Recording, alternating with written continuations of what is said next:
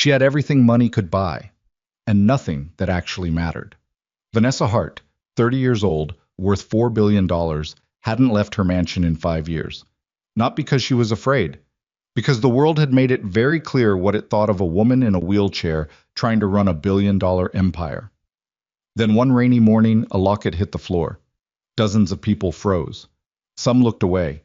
Some offered the kind of smile that was really just pity wearing a costume.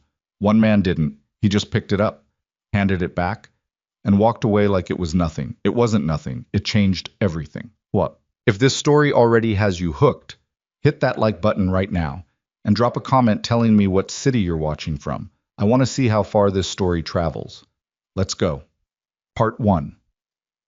The rain had been falling since before dawn. By 7 in the morning, Seattle was doing what Seattle always did in November, sitting under a sky the color of old concrete, leaking cold water onto everything and everyone foolish enough to be outside. The streets around the Harrington Convention Center were slick and dark, puddles spreading across the sidewalks, umbrellas bumping into each other at the entrance as people shuffled inside to get out of the wet. The Harrington was one of those buildings that tried very hard to look important. Marble floors, soaring ceilings, staff in pressed uniforms standing near the doors with the practiced expressions of people paid to look pleasant, no matter what. The annual Morrison Foundation Charity Gala drew Seattle's wealthiest residents every November, and this year was no different. The parking lot was a slow parade of black cars and SUVs, valets moving quickly despite the rain, guests ducking inside with their collars raised and their heels clicking against wet stone. Most of them hadn't come for the cause. Most of them came because being seen at a Morrison event still meant something in this city. Vanessa Hart arrived at 7:42, 7 minutes later than she'd planned, which already put her in a bad mood. Her driver pulled the car as close to the entrance as the accessible lane allowed, and Vanessa sat in the back seat for a moment after he opened the door, doing the private calculation she did every time she had to enter a public space. Checking angles, noting distances, identifying the small hazards that most people never thought about because they didn't have to. A step up at the wrong place, a narrow corridor, a crowd that moved unpredictably and had no idea it was in anyone's way. The chair was already unfolded on the sidewalk, the driver holding it steady. She transferred herself out of the car with the practiced efficiency of someone who had done this thousands of times and had long since stopped needing anyone to help. The movement was fluid and completely unsentimental. She didn't want help. She'd made that clear repeatedly to enough people over enough years that most of her staff had learned to simply be present without hovering. She pushed herself toward the entrance. The automatic doors opened. A young woman in a Morrison Foundation blazer materialized immediately with the expression Vanessa recognized. The big careful smile, the slightly lowered posture, the particular kind of over-attention that people sometimes confused with warmth. "Ms. Hart, welcome. We have your table ready, and we've arranged—" "I know where the table is," Vanessa said. Her voice was not unkind, but it was not soft either. "Thank you." The woman blinked, recalibrated, stepped back. "Of course. Right this way." Inside, the Harrington's main hall had been transformed. Round tables with white linens filled most of the floor, centerpieces of white roses and small battery-powered candles catching the light. A low stage had been erected at the far end, a podium with the Morrison Foundation's logo, screens showing images of their work. Children in schools, community centers, medical clinics. The room smelled like cut flowers and expensive cologne, and the particular warmth of too many well-dressed people gathered indoors out of the rain. Vanessa had been to events like this for most of her adult life. She'd been to them before the accident, and she'd been to a few carefully selected ones after, and they still felt the same to her, full of people performing generosity for an audience of each other. She was not especially charitable about this. She was aware that she was doing the same thing. Her table was positioned near the center of the room, which was better than the back but worse than she'd preferred. She'd asked for a spot closer to the wall, where the approach was clear and she didn't have to navigate through people. Someone had apparently decided that a visible position was more appropriate for someone of her profile. She'd have words about that later. She settled at her table, nodded to the two members of her team who were already seated, and accepted a glass of water from a passing server. The program was still 40 minutes from starting. There was a period of standing around and mingling that was expected of everyone before the formal part of the evening, and Vanessa had developed a tolerance for it that stopped well short of enjoyment. Margaret Chu, her chief of staff, leaned over. Margaret was 53, efficient in the way of someone who had organized complicated lives for complicated people for over 2 decades, and she had the particular gift of saying useful things quietly. "Harrison wants to speak with you before the program," she said. "He's been hovering near the bar for about 20 minutes. "Tell him I'll speak to him after," Vanessa said. "If he comes over before, remind him we're in public, and I'd prefer not to have that conversation here. And if he ignores that, then I'll handle it." Margaret made a small note on her tablet and said nothing else, which was one of the reasons Vanessa kept her around. Harrison was Richard Harrison, one of 4 executives at Hart Industries who had, over the past 3 months, been conducting what they apparently believed was a subtle campaign to question Vanessa's fitness to lead the company. They had been maneuvering through back channels, quiet meetings with board members, carefully worded emails that said nothing directly and implied everything. Vanessa had known about it for 6 weeks. She had not yet decided exactly how to respond, which was itself a kind of decision, watching, mapping the shape of it, understanding who exactly was involved before she moved. She did not appreciate Harrison choosing a public event for whatever conversation he thought he needed to have, but that was a problem she'd address later. The room was filling up now. The sound level was rising. The specific blur of 200 conversations happening simultaneously, silverware on glassware, shoes on marble, the low current of a string quartet, trying to be heard without being listened to. Vanessa recognized faces from across the room. The Moreland family near the windows. The Abbotts, both of them, looking tanned from somewhere. Paul Vega from the Chamber of Commerce, working the room the way he always did, handshake to handshake. Then she noticed something different. Near the entrance to the hall, where the overflow crowd was still coming in out of the rain, there was a cluster of people who didn't quite fit the profile of the evening. Families, mostly. The Morrison Foundation apparently invited a number of community partners every year.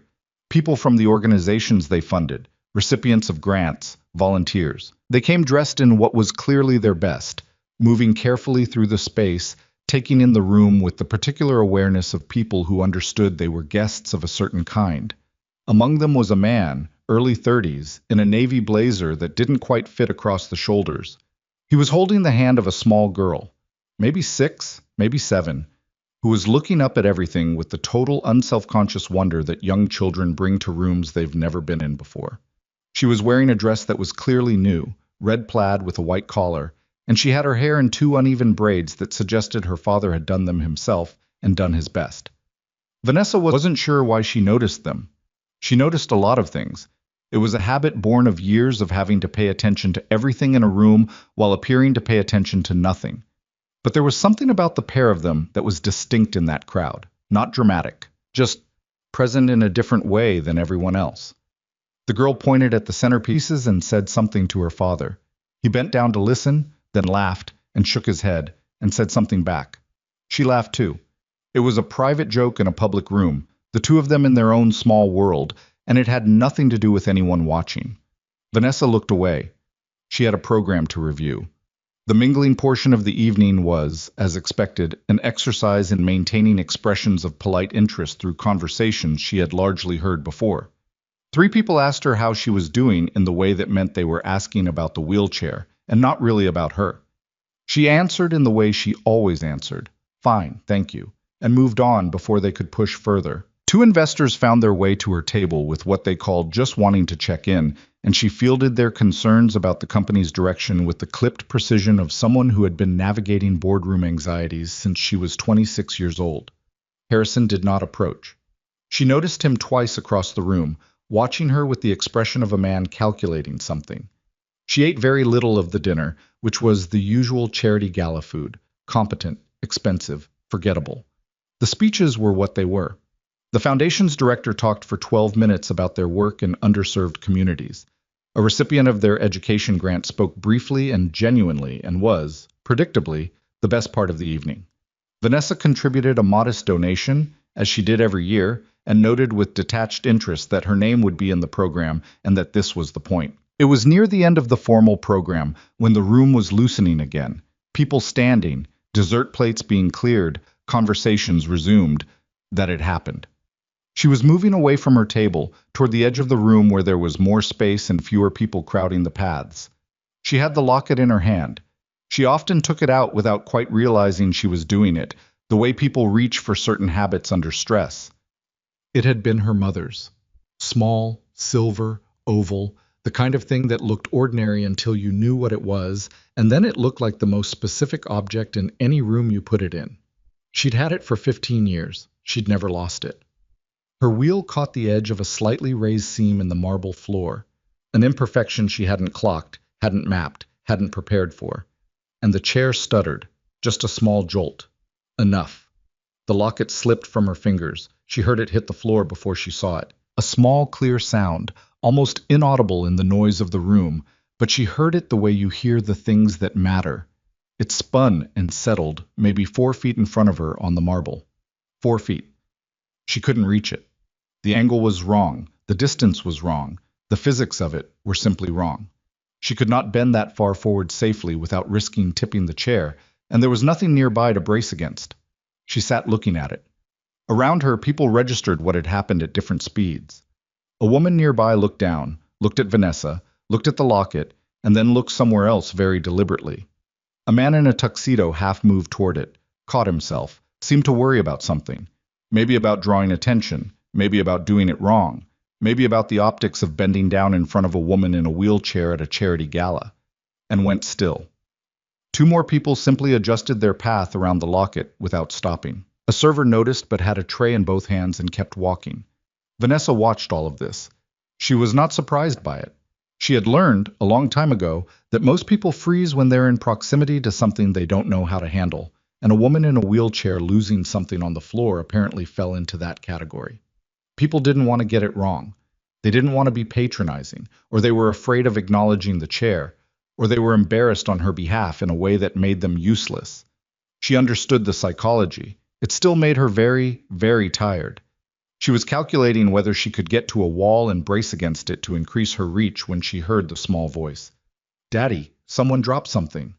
And then, no pause, no deliberation, no performance, a man crouched down next to the locket. He picked it up. He looked at it briefly, just to confirm it was intact, and then he walked the 3 steps to Vanessa's side and held it out.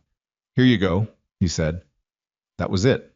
No added drama, no look of deep significance, no careful management of where his eyes went, no overcorrection, no particular gentleness. That was really just a different form of condescension.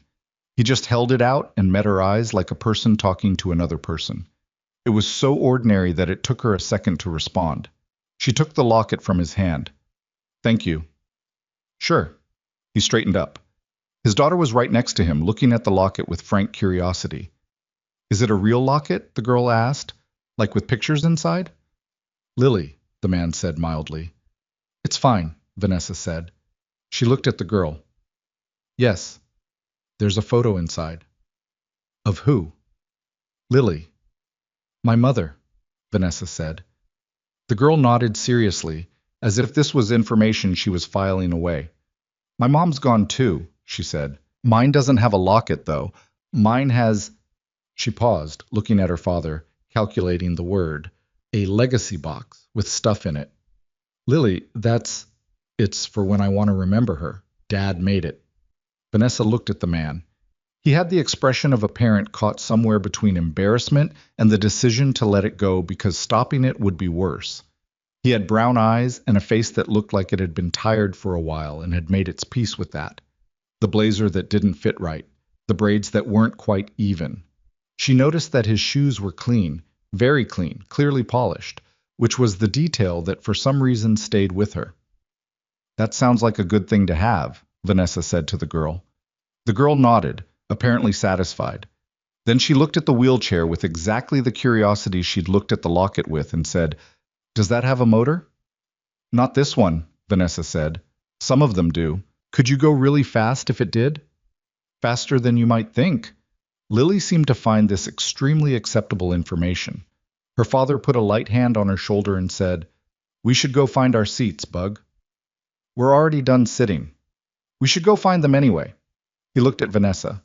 Not with pity, not with excessive warmth, Not with anything except the ordinary civility of two people who have had a small interaction and are about to part. Take care, he said. You too, she said, and they walked away. The girl's voice floated back as they moved through the crowd, already on to the next subject, something about the flowers, whether they were real or fake, and how you could tell the difference if you looked closely at the petals. Vanessa sat with the locket in her hand. She didn't move for almost a full minute. That night, back at the mansion, she sat in the room she used as a study when she couldn't sleep, which was often, and held the locket and thought about why that exchange was still in her head. It was a small thing. She knew it was a small thing. A man had picked up a dropped object and handed it back. People did that every day, but they hadn't done it tonight. Not for several long seconds that felt longer than they were.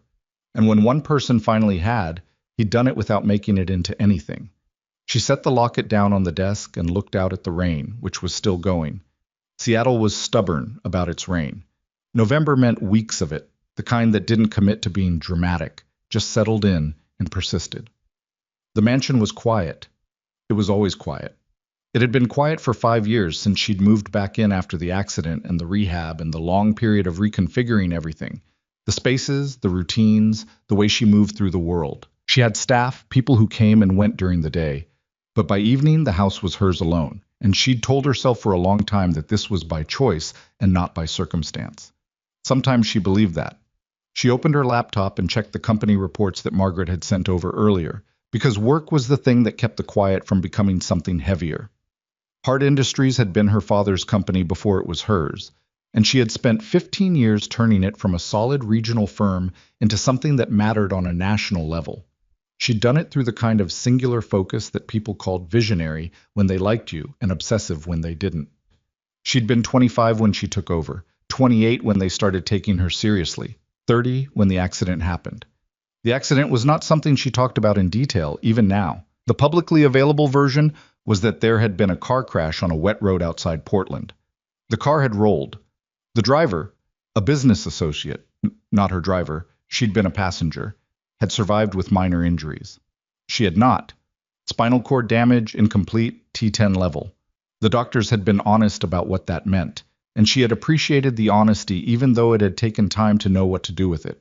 She'd spent the first 8 months in facilities, rehab, adjustment, learning. Then she'd come home. And then, gradually, she'd pulled the world inward around her, until the space she moved through had contracted to the mansion and the company and the careful routes she'd mapped between them. The charity event tonight was one of only a handful of public engagements she'd accepted in the past year. Margaret had been quietly advocating for more visibility, and Vanessa had been quietly resistant, and they'd reached a compromise that satisfied neither of them entirely, which was perhaps the definition of a functional working relationship. She set the laptop aside and picked up the locket again. She thought about the girl's voice. My mom's gone too, said the way children sometimes say the most significant things, directly, without the softening that adults learn to apply, not because they don't feel it, but because they haven't yet learned to be afraid of saying it plainly. She thought about the man, the blazer, the braids. Take care. 2 words, and he'd meant them as nothing more or less than they were. She set the locket down, opened her laptop, told herself she was not going to try to find out who he was. She closed the laptop, sat in the quiet for a while. Then she opened it again. It didn't take long. She had access to the Morrison Foundation's guest list through her foundation liaison, and from there it took 15 minutes to cross-reference names against the community partner organizations. The man's name was Ryan Carter, 32 years old. He'd come as a representative of the Eastside Community Building Coalition, a volunteer organization that worked on neighborhood infrastructure projects, fixing up community centers, building accessible ramps, running maintenance programs for lower-income housing. He worked 3 jobs. She found that through a more indirect route, a combination of professional networking profiles and a local newspaper feature from 2 years ago that had covered the coalition's work. In the article, Ryan Carter was quoted twice, and the writer had mentioned in passing that he held a full-time position in building maintenance, worked weekend shifts doing delivery, and volunteered with the coalition in what time remained. The article had not found this especially remarkable, and Ryan Carter had not presented it as remarkable, which was its own kind of information. His wife, Emily Carter, had died 3 years ago. The article mentioned her only in the context of the coalition's work, noting that Ryan had joined after losing her. It said no more than that, and Vanessa did not go looking for more. The daughter was named Lily, 6 years old. She was in first grade at a school in the Renton area, which was where they lived. In what looked like a small rental house based on the Street View image, she pulled up and then immediately felt strange about pulling up and closed without really looking at. She sat back from the laptop. This was not what she normally did. She was not by nature someone who developed curiosity about strangers. She was someone who operated at a distance, who kept people in the appropriate professional or social category and did not go looking for more information than was necessary. She was good at this. She'd been doing it for years. But she sat there in the quiet study at 2 in the morning with the rain against the windows and the locket on the desk. And she thought about a man who'd picked something up without hesitation while everyone around him stood still. And about a little girl with uneven braids who talked about her mother like it was a fact she'd learned to live inside. She closed the laptop, went to bed, did not sleep especially well. She thought about it more than she wanted to over the following days. The Harrison problem demanded her attention, and she gave it. She had a meeting with the company's general counsel that lasted 3 hours and covered the legal parameters of a potential board challenge. She had 2 calls with members of the board she trusted, carefully worded conversations that accomplished more than they appeared to. She reviewed every internal communication she could access and found 3 more names she'd suspected but not confirmed. The work helped. It always helped. Vanessa had built her entire adult life on the principle that work was the most reliable form of structure available, that problems could be broken down into components, and those components could be addressed systematically, and that this approach worked for most things if applied consistently enough. It worked for the Harrison problem. It was less successful with the other thing.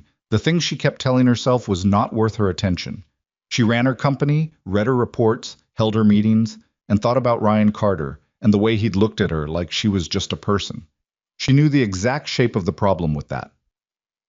The last time someone had looked at her that way, completely ordinarily, without adjustment or special consideration, she had been 29 years old, still walking, in a life that was different enough from her current one that it felt like it belonged to someone else. After the accident, the dynamic had shifted. People tried. Most of them genuinely tried. But there was always a quality to the adjustment that she could sense, a slight recalibration, a care that revealed itself in the very effort to conceal it. People were looking at her differently, and they were also trying not to look at her differently, and both things were visible if you watched for them. She watched for them constantly. She had become very good at it. Ryan Carter had not done any of that. He just handed her the locket, and then his daughter had asked about it with the complete directness of a child who doesn't know she's supposed to behave differently. And the whole exchange had lasted maybe 4 minutes, and she was still thinking about it a week later. She didn't like that. She liked things she could categorize and set aside. She asked Margaret, in a way she tried to make sound administrative, whether the Morrison Foundation Gala had documented its community partners' contact information. Margaret looked at her with the expression of someone who had learned to notice things without commenting on them directly. "I believe they do," she said. "Are we looking to engage with any of the organizations?" "The coalition," Vanessa said. "The East Side building people. Pull their information." "Of course," Margaret said, and made a note, and did not say anything else. The second encounter was not engineered. That was important to Vanessa afterward. She had pulled the coalition's information, yes, and she had looked at their upcoming volunteer events, and she had perhaps arranged her Saturday morning in a way that made it plausible she would be in the Renton area. But she had not planned to run into him. The farmers' market ran along a 2-block stretch of a Renton neighborhood on Saturday mornings, late October through early December, under a series of canvas tents. Vanessa had come for the specific purpose of looking at an accessible building project the coalition had completed on the adjacent block, a ramp installation for a community library that she'd read about in their materials, and found herself genuinely curious about the construction approach. She was examining the corner join of the ramp structure, which was better engineered than she'd expected, when she heard a voice she recognized. The grade is supposed to be under 1 to 12, but it ended up a little steeper on the south side. We've been trying to get the measurements fixed for about 2 weeks. She looked up. Ryan Carter was standing 6 feet away, talking to a man in a high-visibility vest, holding a coffee cup and a folded piece of paper that appeared to be a diagram. He hadn't seen her yet. She almost left. It would have been the easier thing. She stayed where she was, and a moment later he turned and saw her, and his expression was the face of someone trying to place something they recognize but haven't quite located. Then he had it. "The locket," he said. "The ramp," she said. That surprised him. He glanced at the man in the vest, said something brief, and then walked over. "You're looking at our ramp," he said. Not accusatory, just noting it. "The corner join is well done," she said. "Better than most contracted work I've seen." He looked at the join like he was seeing it again. That was a lot of back and forth. The contractor wanted to do it the standard way, and I kept pushing for something that would hold up better through winter. The standard way would have cracked by February. He looked at her. "Yeah," he said. "That's what I said." Something in his expression adjusted. Not the recalibration she was used to reading in people when they spoke to her, but something more like the particular attention of someone recognizing they're talking to a person who knows what they're talking about. "You work in construction?" "No, but I've had reason to learn about ramp specifications." A beat. He understood what she meant, and he moved on from it without making it a moment. "Ryan Carter." "I know," she said. "Vanessa Hart." That one he recognized. Something moved across his face. He knew the name clearly, but he controlled it quickly, and what settled was something closer to the same easy attention as before. Not quite, but closer. "You were at the gala," he said, "and you were at the ramp." He smiled. It was not a polished smile. It was the smile of a person who was slightly more tired than they looked and who had just been surprised by something in a good way. "Lily's in there," he said, gesturing at the market tents. "She talked about the locket for 3 days." "Only 3?" She moved on to an extended thing about penguins. "No offense." "None taken." He glanced back toward the market, then back at her. He had the posture of someone who was used to moving quickly between tasks, always aware of the next thing, but he wasn't rushing now. "Do you want to—" he started. "There's good coffee 2 tents down. If you weren't— I'm not trying to—" He stopped himself. "Coffee," he said, more simply. Vanessa had said no to things like this, casual, unstructured, undefined things, for 5 years. It was what she did. Her social world had contracted to people who served a function, and she'd told herself this was efficiency. "I have 15 minutes, she said. The 15 minutes became an hour and 10. Lily found them at the coffee tent about 20 minutes in, announcing herself by arriving suddenly at the table with a paper cup of hot chocolate and the information that she had seen a dog who was bigger than she was, and his name was Gerald. "That's a good name for a big dog," Vanessa said. "It is," Lily agreed, climbing into the empty chair beside her father with the physical certainty of a child who does not question whether there is room for her. "Did you bring the locket?" "Lily, I have it," Vanessa said. She reached into her jacket pocket and produced it. She set it on the table. Lily looked at it with the same focused interest she'd had at the gala. "Can I see inside?" Vanessa opened it. Inside was a small photograph, creased at the corner, a woman's face, dark-haired, early 40s, laughing at something off camera. "She's pretty," Lily said. "She was," Vanessa said. Lily looked at the photo a moment longer, then looked up. "My mom was pretty too," she said. "I have pictures, and her handwriting. Dad saved it on cards." She looked at her father. "For the legacy box." Ryan was looking at his coffee. "Yeah," he said. He cleared his throat. "We should probably not get into all of this." "It's fine," Vanessa said. "It's fine," Lily confirmed. Ryan looked at both of them, outvoted. He had the expression of a man getting used to this dynamic. The conversation moved. Lily contributed observations at intervals, about the market, about her teacher, about Gerald the dog, and the adults talked around and through these contributions in a way that started to feel natural faster than Vanessa expected. She learned that Ryan had been with the coalition for 2.5 years, that he'd started by showing up to help with a project near his apartment and found he was good at it, and that being good at it felt like something during a period when not many other things did. He said this plainly, without the particular caution of someone performing emotional openness. He just said it. She told him about the accessibility work she'd been loosely thinking about at the company, the initiative that was still at the stage of being an idea she hadn't fully committed to. She hadn't talked about it outside of one brief mention to Margaret. She wasn't sure why she said it now. He asked questions about it that were practical and direct. Not the flattery of someone impressed by the concept, but the curiosity of someone who thought about these problems from the ground up. He mentioned three structural issues with most corporate accessibility programs that she hadn't considered from that angle. She looked at him. Have you worked in policy? No, he said, just building ramps. Same thing sometimes. He almost smiled. Not really. More than you think. Lily had finished her hot chocolate and was now drawing something on a napkin, apparently unconcerned with the adult conversation. After a moment, she held up the napkin, showing a wobbly oval shape. That's the locket, she said. I'm drawing it for the memory box. Ryan looked at it. Good locket, Bug. I know, she said, already drawing again. Vanessa sat in the noise of the market. Vendors calling prices. Someone playing guitar, 2 tenths over, rain starting again at the edges of the canvas, and felt something that took her a moment to name. It was not happiness exactly. It was more like the absence of something she'd gotten used to carrying, set down briefly without quite noticing. She noticed it now. She said she had to go. She meant it this time. Ryan walked her to where her car was parked, not offering to push, which she noticed and did not comment on, and they paused at the driver's door. The coalition posts their projects online, he said, if you ever want to look at specific site work. It was not asking for anything. It was just an open door left there, with no particular expectation attached. I'll look, she said. She got into the car. She did not look back as she drove out of the parking lot. She looked at the locket where she'd left it on the seat beside her. She thought about the napkin drawing, the wobbly oval. I'm drawing it for the memory box. She thought about the man who built ramps and worked 3 jobs and saved his wife's handwriting on cards for their daughter, who had picked up a locket without hesitation and handed it back and treated it like it cost him nothing, because for him, it hadn't. Outside, the rain was picking up. Seattle settling in for a long afternoon. Vanessa drove home through it.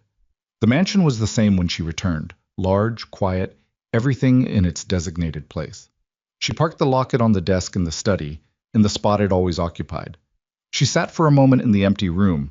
Then she opened her laptop and pulled up the coalition's website, because she'd said she would look. And Vanessa Hart, when she said she would do something, did it. The project's page loaded. 7 active sites listed. Site photographs showing work in progress. Ramps, handrails, widened doorways. The unglamorous machinery of making the physical world accommodating to the people it too often forgot. She read through all of them. Then she read through them again. The coalition's website stayed open on her laptop for 3 days. She told herself she was researching. It wasn't entirely untrue. Vanessa had a habit of thorough information gathering that predated the accident and had, if anything, intensified afterward.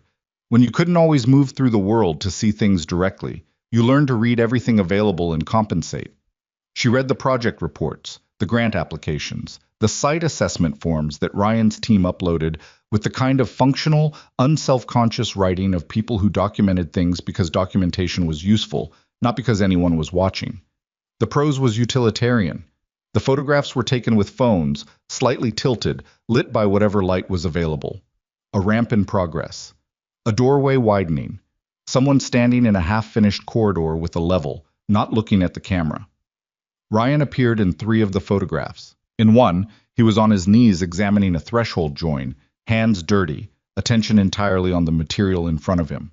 In another, he was talking to an older woman at what appeared to be a site walkthrough, bent slightly toward her because she was shorter, listening with the expression of someone who was actually listening.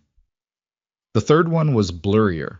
Someone had caught him mid-laugh at what seemed to be a coalition workday lunch, the kind of photo that happens by accident and captures something the posed ones never do. Vanessa closed the laptop on the 3rd day and did not open the coalition's page again for a week. This was progress, she decided. What she did instead was work. The Harrison situation had developed in ways that required her full attention, and she gave it. 2 more board members had been pulled into quiet conversations by Richard Harrison and his allies. She'd confirmed this through a contact on the audit committee who owed her a favor and had chosen to honor it. The picture was becoming clearer. Harrison wanted a proxy vote, organized quickly enough that she wouldn't have time to fully mobilize, framed around concerns about the company's strategic direction. The disability angle wouldn't be stated directly. Harrison was too careful for that. But it would be the current running under everything, The real argument made in rooms she wasn't in. She'd been in this company for 15 years. She'd built more of it than she could precisely account for, because so much of it had accumulated over time. Decisions made at 2 in the morning, relationships built across years, instincts developed by being wrong and adjusting and being less wrong and adjusting again. The idea that Harrison, who had been at Hart Industries for 6 years, who had come in through an acquisition and positioned himself carefully and built a coalition out of people who were nervous about the future, the idea that he believed he understood this company better than she did was not something she found credible. What she found credible was that he was scared of instability and had decided she was the instability. That was a more dangerous kind of wrong than simple ignorance. She worked. She made calls she didn't announce. She had conversations with board members that were not about the vote and were also entirely about it. She was careful. She was always careful. And underneath the work, occupying the small hours of the night when the careful analysis gave way to whatever came after it, she thought about what Ryan had said at the coffee tent. I started showing up to help with a project near my apartment and found I was good at it. And being good at it felt like something during a period when not many other things did. She'd heard a lot of people talk about grief and recovery and rebuilding. She'd been to the sessions, the therapists, the support groups that well-meaning people had recommended in the first year after the accident. Everyone had language for it. Some of the language was even useful. But there was a specific quality to the way Ryan had said that. Plainly, without architecture, like it was just a thing that had happened, that she kept returning to. The absence of performance. He wasn't telling her a story about himself. He was just answering a question honestly. She wasn't used to that. The third time their paths crossed, she didn't pretend it was accident. Margaret had flagged that the coalition was holding a public walkthrough of a newly completed accessibility project, a retrofitted community center in the South End neighborhood, a building that had been, according to the project documentation, essentially unusable for anyone with mobility limitations before the renovations. The walkthrough was open to community members, funders, and interested parties. The Morrison Foundation was listed as a project sponsor. She told Margaret she wanted to attend in a professional capacity, as a potential funder evaluating the coalition's work. Margaret wrote this down with the exact expression she used when she was being professionally discreet. "I'll arrange it," Margaret said. The community center was a converted warehouse from the 70s, brick exterior, the kind of building that accumulates character through decades of being used hard. The renovations had retained that quality. This was not a building that had been made to look new. It had been made to work better. Wider corridors. An elevator that hadn't existed before, housed in a small addition at the north end. Ramp access at 3 separate entrances. Interior surfaces changed at the margins, handrails added, lighting improved without being transformed. It still looked like itself, just more accessible to itself. Vanessa moved through it at her own pace, ahead of the main group because she needed to actually see things. And that meant being able to stop and look without the crowd's rhythm determining hers. She examined the elevator threshold. Well done, flush, no lip. The corridor width at the main junction, adequate but tight in the left branch. The entrance ramp gradient, correct this time, not the slight overage of the Renton Library. She had been there about 20 minutes when Ryan appeared from a side corridor with a clipboard talking to a woman in a hard hat. He saw Vanessa, finished his sentence, and walked over. "You came," he said. "You did the work," she said. It seemed worth seeing. He looked around the corridor with the expression of someone who had been looking at something so long they couldn't quite see it fresh anymore. The elevator was the hardest part. The building's structure didn't want to cooperate. The corridor on the left branch is tight. 28 inches. We couldn't get it wider without taking down a load-bearing element. Technically meets code. "Technically," she said. "Yeah." He tapped the clipboard against his palm. "I know." This was what she hadn't expected about talking to him. That he didn't need her to be diplomatic about things he already knew were imperfect. He registered the observation and held it without defensiveness. It was the quality of someone who'd been fixing things long enough to understand that knowing the problem and being able to solve it weren't always the same situation, and both deserved to be named. "The entrance ramp is right," she said. "We did that one twice." "I could tell." He looked at her. That small adjustment in his expression again. Not quite a smile, something more like recognition. "Where did you learn ramp gradients?" "From needing them to be correct," she said. and from being angry enough times when they weren't to actually study the specifications. He absorbed this. Then, most people in your position hire someone else to be angry for them. I tried that. They weren't angry enough. He did smile then. It rearranged his face in a way that took a few years off it. He looked less like a man carrying something and more like the man he probably was before the carrying started. She noticed this and filed it away in the category of things she was noticing too much. Lily asked if you were going to come back, he said, more carefully. Vanessa wasn't sure what to do with that, so she didn't do anything immediately. She looked at the elevator door. She's perceptive. She's 6, he said. She just says what she's thinking. That's what perceptive means, usually. He considered this. She talks about the locket a lot. I think she feels... He paused. I think it makes her feel like a connection or something, to her mom, through your mom. I don't fully understand the logic, but she's 6, so... The logic is that 2 women are gone and something small survived them both, Vanessa said. That makes sense to me. Ryan was quiet for a moment. Yeah, he said finally. That's probably it. The walkthrough group had caught up to them and was moving through the corridor now, the organizer explaining the ramp approach to a cluster of community members. Ryan stepped back to let them pass, and Vanessa moved with him, and they ended up side by side against the wall watching other people move through the space that he and his team had built. Can I ask you something? He said. You've been managing not to, she said. Since the coffee, he admitted. You said you've been thinking about an accessibility program through the company. I said I had an idea at the stage of not being fully committed to it. What would it take to get committed to it? She looked at him. This was not the question she'd expected, which meant she needed to actually think about the answer rather than giving the one she had prepared. Knowing it would work, she said. Not theoretically, practically. That the infrastructure exists to make it real and not just an announcement. He nodded slowly. Because announcements are easy. They're very easy, and they feel like doing something while actually doing almost nothing. The coalition's gotten a lot of those, he said. It was not bitter, just accurate. Companies that come in for a photo and then the follow-through is 2% of what they said. I know. She looked back at the elevator. That's why I haven't committed to it. I don't want to be that. He was quiet again. Not the quiet of someone with nothing to say, but the kind that was making room for something.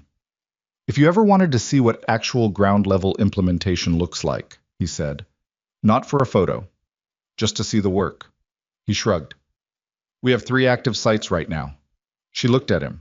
He met it without making it anything complicated.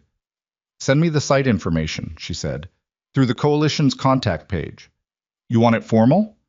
I want it documented. If I'm going to make a decision, I want a record of the information I made it from. He thought about this. That's very systematic. Is that a problem? No, he said. It's just different. He pushed off from the wall. I'll send it today. She moved toward the exit, then stopped, turned back. Lily's napkin drawing, she said. Did she actually put it in the memory box? Ryan blinked. Then something shifted in his face that she couldn't read precisely, except that it was real. Yeah, he said. She did. Vanessa nodded once, continued to the exit. Outside, the November air was cold and the sky was the specific flat gray of an afternoon that wasn't going to get any better before dark. She sat in her car for a moment before calling her driver, looking at the community center's exterior. The brick. The new ramp. The small addition housing the elevator that the building structure hadn't wanted to give up. You built things in the space available, she thought. That was not inspiration. It was just what the work required. The site information came that afternoon, as he said it would. 3 attachments. Project summaries, site photographs, current status reports. The emails were written the same way the coalition's project documents were written, functional and direct, without flourish. Ryan had not added anything personal to the message. It was exactly what she'd asked for. She forwarded everything to Margaret with a note. I want to look at these seriously. Clear time, Thursday afternoon. Margaret forwarded back 30 seconds later. Already done. She did not think about what this meant. She thought about Thursday. Thursday was a site in the Beacon Hill neighborhood, a small apartment complex that the coalition was working to retrofit with exterior ramp access. The existing entrance involved 3 steps that had no alternative approach, which meant that the 12 units in the building, 12 families, had been effectively inaccessible to anyone with mobility limitations since the building was constructed in the 1960s. Ryan walked her through the current plan. He had a clipboard, as before, and a habit of sketching things quickly on graph paper when he needed to explain structural decisions. His hands moved like someone used to working with physical materials, gesturing in the air to indicate angles and distances that he'd apparently memorized. "The challenge is the grade of the existing approach," he said, crouching to show her the current path from sidewalk to entrance. "There's a 4-foot elevation change over about 15 feet, which gives us the gradient problem if we run a standard ramp from the front. You'd need to switchback it," she said, "which requires more footprint than we have on the front approach." He sketched something. "So we're proposing to come around the north side, use a longer run along the building face, and enter at the existing side door that's already at grade. It's a 40-foot route instead of 15, but compliant. And usable, which is the part the code doesn't always ask about." She sat and looked at the side of the building. The existing side door was metal, painted over many times, functional without being welcoming. It had a worn concrete path leading to it that people already used, which was a point in the plan's favor. "What's the timeline?" 6 weeks if the materials come in on schedule. 8 if they don't." He sat back on his heels. "Materials usually don't." "What's the budget shortfall?" He looked at her. "We're about 14,000 short of what we need for this site. We have what covers the ramp structure, but not the door modification and the path resurfacing. Send me the itemized budget." He stared at her for a second. "Vanessa." "I'm not committing anything," she said. "I said send me the numbers." He considered this. Then he wrote something on the graph paper, tore it off, handed it to her. It was a number. "That's a rough total for the door and path work," he said. "I can get you the full breakdown by end of week." She folded the paper, put it in her jacket pocket. "End of week is fine." He watched her do this with an expression she couldn't immediately classify. "You know," he said, "most people who say they want to evaluate something real don't actually show up to the sites." "I noticed," she said. "That's why I came." They were quiet for a moment. A car passed on the street behind them. Somewhere in the building, someone was playing music. Muffled through the wall, a bass line, and something she couldn't identify. "How long have you been doing this?" she asked. Not the coalition specifically. He understood what she meant. "Working everything I can work?" He thought about it. "Since Emily died. Before that I had one job and it was enough. After—" He stopped. "After, the time was the problem. The silence of time with nothing in it." He picked up a small piece of gravel and turned it over in his fingers, then set it down. Lily helped. She needed things constantly, and that was good. But when she was in bed and the apartment was quiet, you need something to put in the quiet. Work was what I had. She understood this so directly and completely that she didn't say so, because saying so would make it into something it didn't need to be. "Does it get easier?" she asked instead. "The quiet." He looked at her, and this time he understood the real shape of the question, which was not about him. "Different," he said. "Not easier. It just starts to have different things in it." She looked at the building, the side door, the path that people had worn into the concrete over 60 years, not because it was the best route, but because it was the one that existed. "Different things," she said. "Yeah." The itemized budget came Friday. She reviewed it Saturday. She transferred the funding to the coalition's account Monday morning before her 7 o'clock call, with a note that it was for the Beacon Hill site specifically and not to be applied elsewhere without conversation. She did not announce it.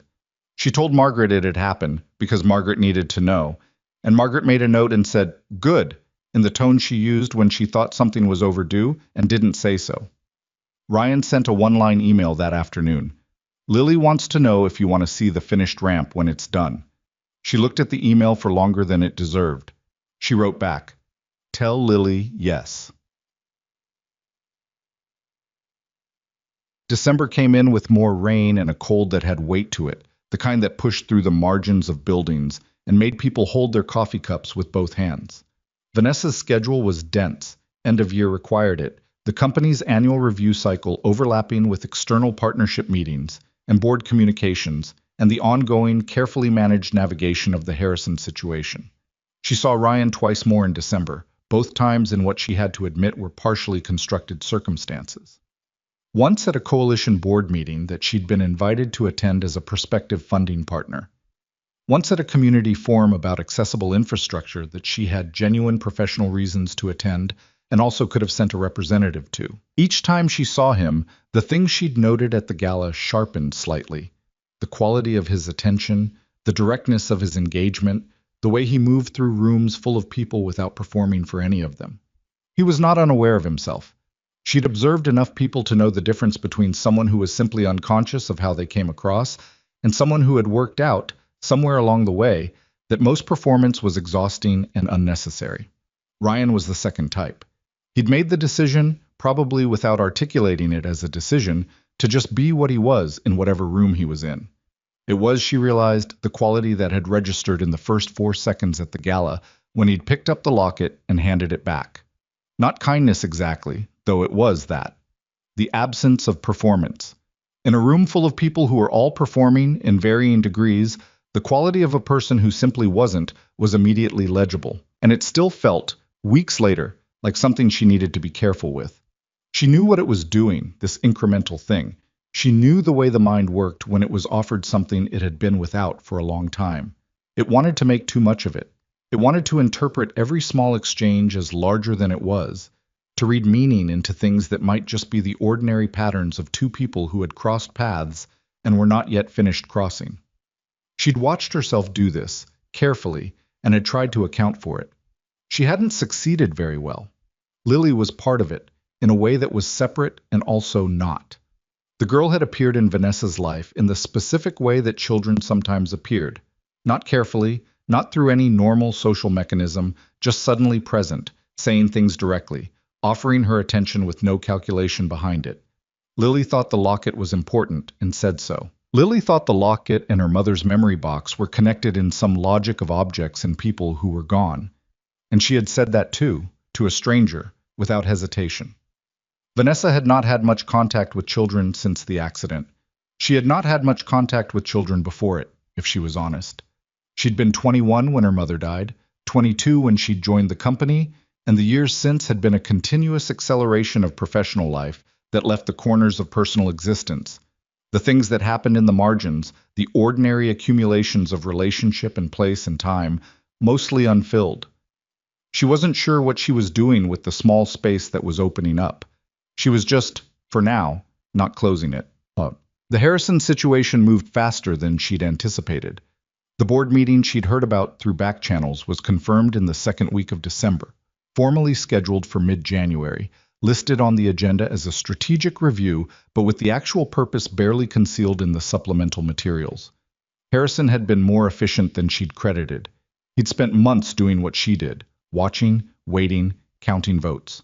She sat with the formal notification for a while after it arrived. Margaret brought her coffee she hadn't asked for, set it on the desk, and sat down. "How bad?" she asked. "He has 4 votes confirmed," Vanessa said. "Possibly 5. He needs 7. "Who's uncertain?" "Feldman, Park, possibly Reeves, though Reeves is unpredictable." She turned the notification over in her hands. He wouldn't have scheduled it unless he thought he had the numbers. "Does he?" She didn't answer right away. The honest answer was she wasn't sure, and she was not used to being unsure about the counts in her own boardroom. "He might," she said. Margaret sat with this. "What do you want to do?" It was a genuine question. Margaret asked it the way she asked all things, as if the answer wasn't obvious, as if there were real options, as if she was prepared for whichever direction came. Vanessa thought about the apartment complex in Beacon Hill, the side door, the path worn through decades of use. "I want to think about it," she said. "Give me the weekend." "You have the Coalition's site completion event Saturday," Margaret said. "I know. Lily's going to be there." "I know that too." Margaret stood, collecting her tablet. She paused at the door. "For what it's worth," she said, not quite looking back, "you've been different in the last 6 weeks. I don't know if that's relevant." "Different how?" "Less contained," Margaret said, and left it there. Saturday arrived with a brief break in the rain, the kind Seattle offered occasionally in December like a small apology for everything else. The Beacon Hill ramp was finished, 5 weeks into Ryan's 6-week estimate, which he had apparently viewed as a personal challenge to his own timeline rather than a conservative projection. The completion event was small. A few neighbors, the building manager, several coalition volunteers, a woman from the city's housing office who had been involved in approvals. Someone had brought a cake that said open for everyone in grocery store frosting, which was the right kind of cake for a ramp opening. Lily was wearing a winter coat that was slightly too big for her, clearly bought with the intention of growing into it, and she attached herself to Vanessa's side within approximately 90 seconds of her arrival with the straightforward confidence of a child who has decided on a friendship and considers the formalities complete. They put a textured strip on the ramp, she informed Vanessa, so you can feel where it starts. I saw, Vanessa said. Did you know that helps people who can't see very well too? Not just people in wheelchairs. I did know that. Dad told me, Lily said. He says good design helps everyone, not just the person it's designed for.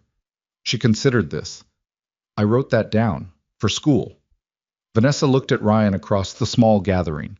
He was talking to the building manager, a heavy-set man in his 60s, who had the look of someone genuinely moved by what was in front of him, maybe for the first time standing at his own front entrance, thinking about who hadn't been able to use it before and could now.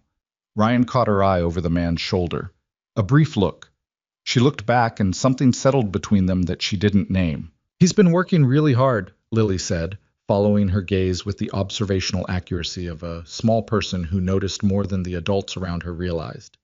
He always works really hard, but lately he's been... She paused, searching. More awake. Vanessa looked at the girl. More awake? Like when you've been tired for a long time and then something makes you not as tired. Lily pulled at a thread on her coat sleeve. He started whistling again. He used to whistle and then he stopped, and now he whistles again sometimes. She shrugged with the equanimity of a 6-year-old reporting a weather pattern. I like it. Vanessa said nothing for a moment. Around them, someone was cutting the cake, which prompted a small movement of people toward the table, and Lily went with it, apparently considering the conversation complete. Ryan came over. His hands were in his pockets, and he had the posture of someone who was tired in the good way, the way you're tired after doing something that actually required something from you. Ramp looks right, Vanessa said. It is right. Not boasting, just confirming. The door surround came out better than I expected. The contractor had an idea about the frame mounting that I didn't think would work, and it did. You let someone else's idea work. He looked at her sideways. I'm not territorial. Most people with your level of stake in a project are. Most people waste a lot of time being territorial, he said. She considered this. The building manager was using the ramp now, just walking up it, testing the texture strip with his foot, testing the rail with his hand. Small actions with the quality of something practiced, already becoming familiar. There's going to be a board vote, she said. She hadn't planned to say it here. She hadn't planned to say it to him at all, necessarily, but it came out with the same quality that his things came out, plain, because plainness was efficient. He turned toward her slightly. The company? Someone inside thinks I can't run it anymore. They've been building a case for several months and now they've scheduled the vote. She looked at the building. It's about the wheelchair. Technically, it's about the company's strategic direction, but that's the argument underneath. He was quiet. Not the quiet of not knowing what to say. The quiet of knowing enough to not fill space before he was ready. What are you going to do? He asked. I don't know yet. That's not like, he said. And she realized he meant it as observation, not accusation. He'd been paying enough attention to know that she was not normally a person who answered questions that way. No, she said, it's not. The cake was producing small negotiations among the volunteers about equal slice distribution. Lily's voice was audible in the mix, evidently advocating for a particular corner piece with the focused intensity she applied to most things. She said, "You're more awake lately," Vanessa said. Ryan stopped. What? Lily, she said you stopped whistling for a while and now you've started again. Vanessa looked at him directly. She notices everything. He looked at his daughter across the gathering. Something moved through him that he wasn't bothering to conceal. A complicated, unguarded thing that was fond and sad and present all at once. She does, he said. She's been doing that since before she could talk. Just watching everything. She gets it from somewhere. He looked at Vanessa. The afternoon light was going flat and thin the way it did in December, and the cold was reasserting itself at the edges of the brief clear weather. His face was tired, and under the tiredness, something that had been quietly there for weeks, and that she had been quietly not naming. "Vanessa," he said, and stopped. "You don't have to," she said. "I know." He looked at the ramp, at the building, at his daughter claiming the corner piece of cake. Whatever's going on with the board, whatever they think." He spoke carefully, with the tone of someone choosing words because they matter, not to make them sound better. "They haven't seen what I've seen in the last 2 months." He shook his head slightly. "Don't give that to them." She didn't answer immediately. The building manager was at the ramp again, watching a neighbor use it, an older woman with a cane who had apparently not been able to use this entrance for 3 years. The woman went up slowly, pausing at the midpoint, one hand on the rail that had not been there before. Vanessa watched this. The path that now existed where before there had only been steps. "I haven't decided to give them anything," she said. "Good," Ryan said.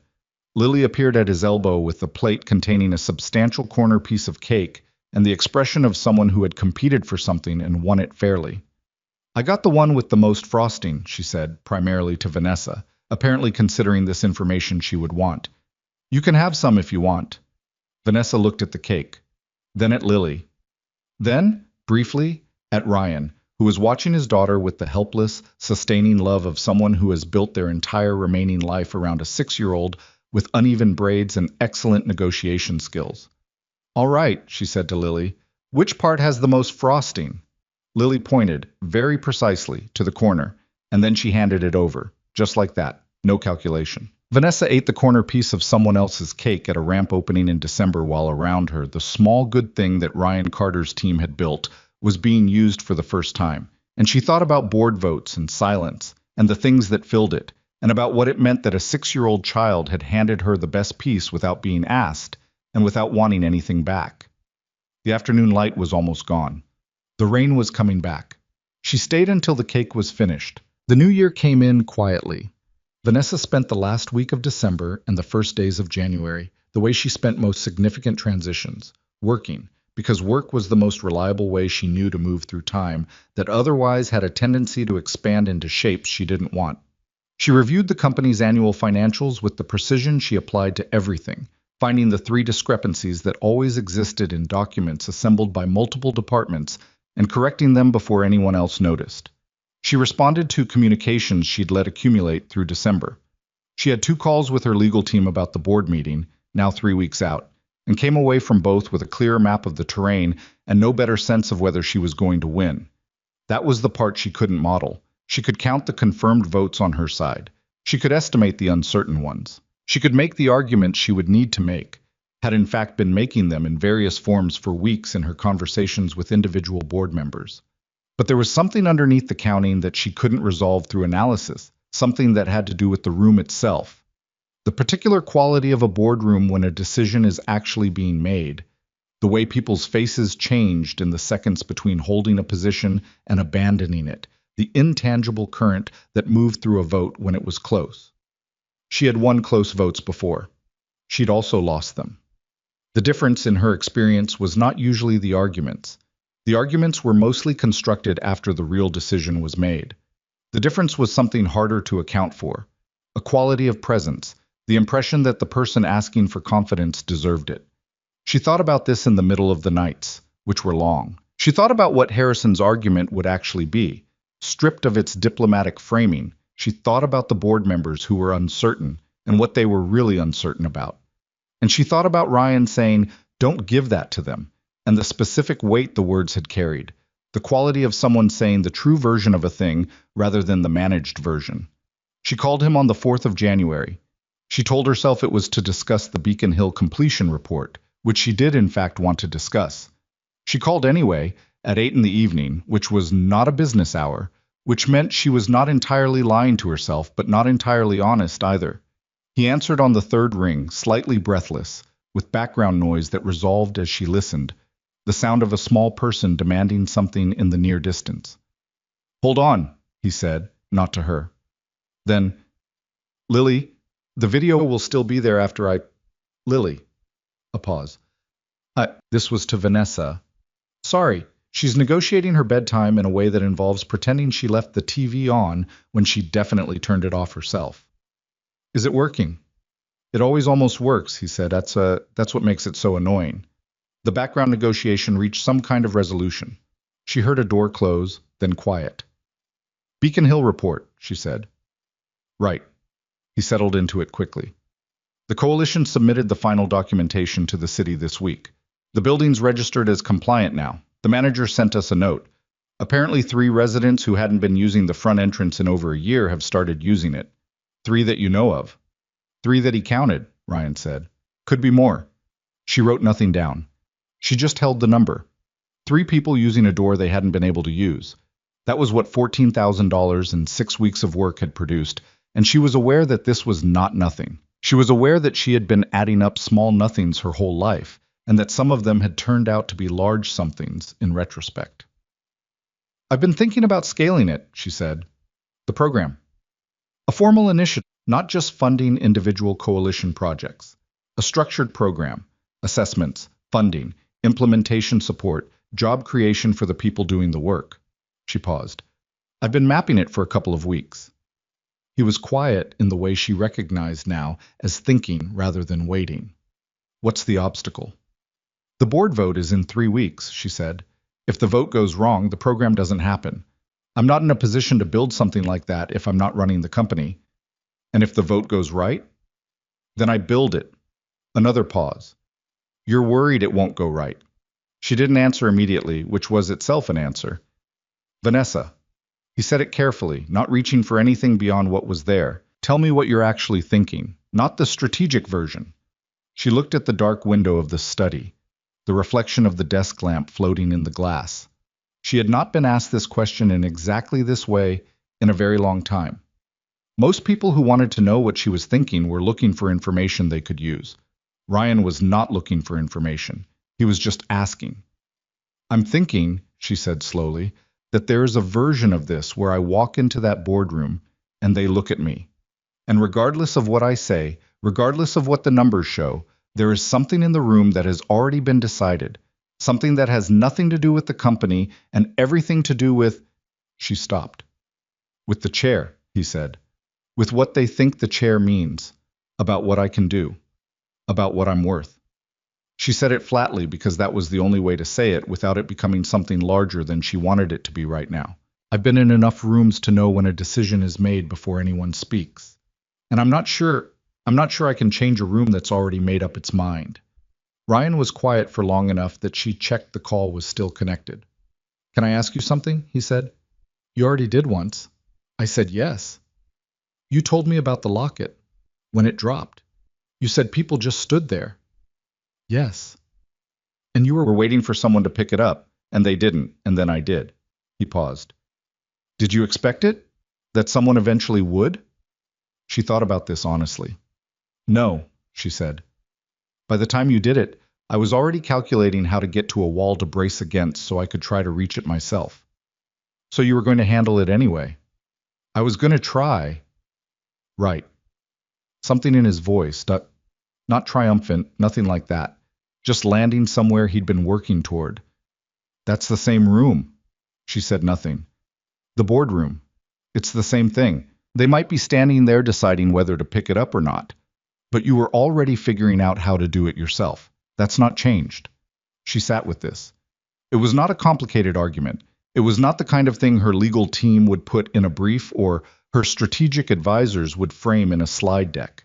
It was just a direct thing, said directly. You're better at this than you look, she said. What, talking people into things? Saying the actual thing. I've had to learn, he said. With Lily. Kids will call you on it immediately if you're managing them instead of talking to them. You get trained out of the managed version pretty fast. She thought about Lily handing her the corner piece of cake.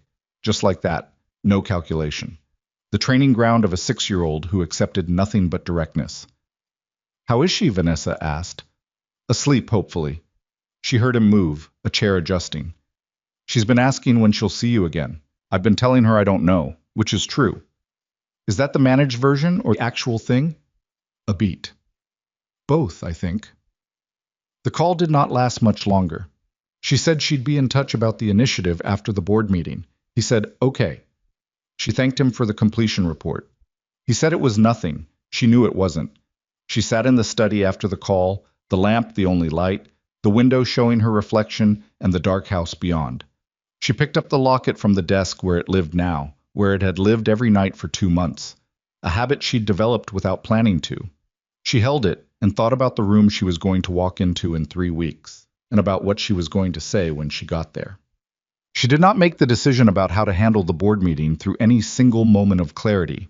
It accumulated, the way most things did, from the legal strategy sessions, and the conversations with board allies and the long nights of thinking, and from the phone call with Ryan, and from 3 weeks of watching the news cycle carry Harrison's narrative about her leadership and her company with the uncomfortable efficiency of a story that had enough truth in its edges to seem credible.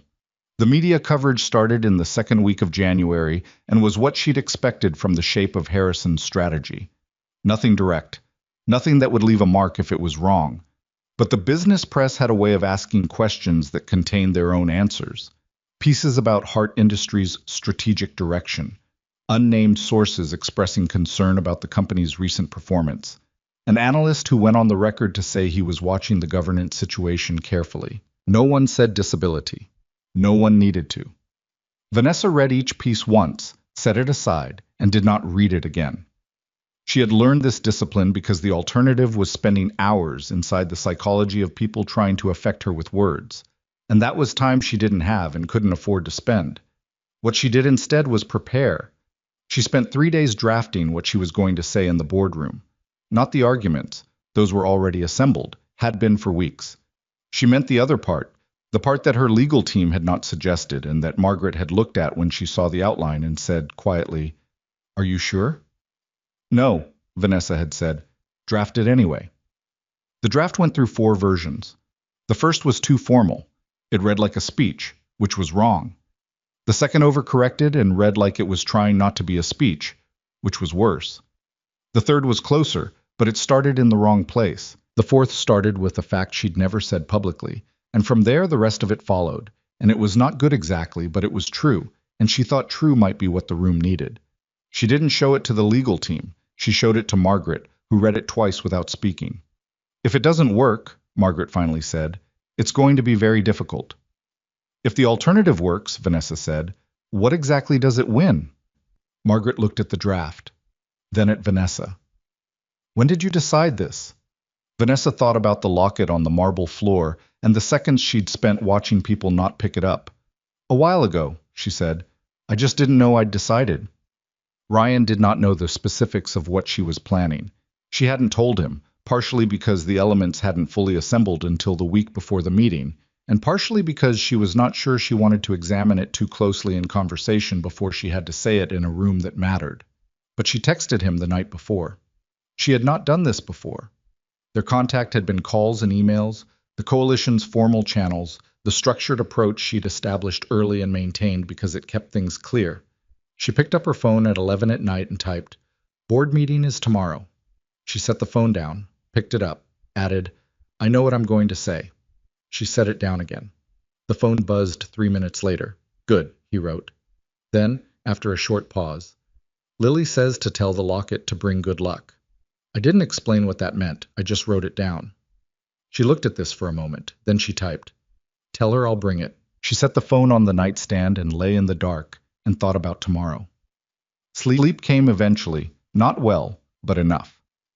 The morning of the board meeting was clear and cold, the sky a thin winter blue that Seattle produced rarely and that always felt slightly unearned. Vanessa was up at 5:30, dressed by 6:15. She ate breakfast she didn't taste. Margaret arrived at 7 with the morning briefing, and they went through the day's logistics with the efficiency of 2 people who had done versions of this together for many years. At 8:45, Vanessa's driver brought the car around. The Hart Industries headquarters building was in downtown Seattle, 12 floors of glass and steel that her father had moved the company into in the 90s, and that Vanessa had renovated twice since taking over, most recently adding the accessible design elements that were now considered standard in the building's presentation to potential hires and partners. The main entrance had 3 steps and an adjacent ramp that she'd insisted on making fully integrated rather than the afterthought edition that most buildings treated it as. She arrived at 9:15. There were reporters at the entrance, not a crowd, but enough, clearly tipped by someone in Harrison's camp about the significance of the morning's meeting. She had anticipated this. She moved through the entrance without stopping, which required the kind of deliberate calm that was different from not feeling anything. She felt something, she just didn't stop moving. In the elevator, Margaret said nothing. This was correct. The boardroom was on the 11th floor, a long room with a table that seated 16 and a wall of windows that looked out over the city and the water beyond. By the time Vanessa arrived, 7 of the 12 board members were already seated. 3 more came in within 5 minutes. Harrison and his close ally, Dina Park, arrived last, which was a choice. Harrison was 55, silver-haired, the kind of man whose confidence read as competence until you watched him in the specific situations where actual competence was required. He'd been effective in his role at Hard Industries because effectiveness in that role was something Vanessa had understood and structured. He'd built the board challenge because he understood which kind of effectiveness was needed there and had applied it systematically. She gave him that privately as she watched him take his seat at the far end of the table. He met her eyes and held them for a moment. His expression was neutral in the practiced way of someone who had prepared their expression. She looked back and did not prepare anything at all. The meeting was called to order. The chair, Thomas Reeves, nominally independent, uncertain in the vote count she'd constructed, went through the formal agenda items first. This was how these things worked. The real thing was always preceded by an hour of everything that was not the real thing. She sat through it with the patience of someone who understood that the preceding hour served a purpose. It established the room's temperature, revealed who was paying attention and who was managing their own composure, gave her time to watch. Harrison was composed. He had 2 allies who would speak for him when it was time. He had his narrative ready. She'd seen enough versions of it in the press to know its shape. What he didn't know, what none of them knew, was what she was going to do. Reeves introduced the strategic review item at 11:05. Harrison led his case. It was crisp, professionally constructed, and technically confined to issues of strategic vision and performance metrics while managing to imply everything else. He cited 3/4 of slower growth that were real and that had causes he correctly identified and incorrectly attributed. He spoke about the need for the company to evolve its leadership approach at a critical moment. He was careful. He was very careful. When he finished, 2 of his allies added supporting comments. The room settled into the particular silence of a space waiting for the other side to speak. Vanessa had planned to begin with the performance data. The legal team had outlined a sequence that started with numbers and built to the argument, because numbers were solid ground, and you established your footing on solid ground before moving to less stable terrain. She didn't start with the numbers. 11 years ago, she said, I walked into this room for the first time as acting CEO. My father had been dead for 6 weeks. He'd built this company over 30 years and left it to me, and half the people at this table weren't sure he'd made the right call. She let that settle. I was 25 and I didn't have a long track record, and I hadn't been the expected choice. The concerns were reasonable. What they missed was that I'd been inside this company since I was 17 years old, sitting in my father's office during summer breaks, reading reports. I was too young to understand completely, and learning to understand them anyway. What they missed is that by the time I sat in this chair, I knew this company better than most of the people in this room did. She looked around the table without hurrying. That hasn't changed. Harrison's expression had become very still. He was recalibrating. The strategic questions Richard has raised are real questions, she said. The growth metrics he cited are real metrics. I'm not going to tell you the last 3/4 were what I wanted them to be, because they weren't. What I'm going to tell you is what caused them, what I've done about it, and why the analysis he's presented is technically accurate and fundamentally wrong. She spent 20 minutes on this. The numbers, the context, the market conditions, the specific decisions she'd made and why she'd made them, and what they would produce over the next 18 months.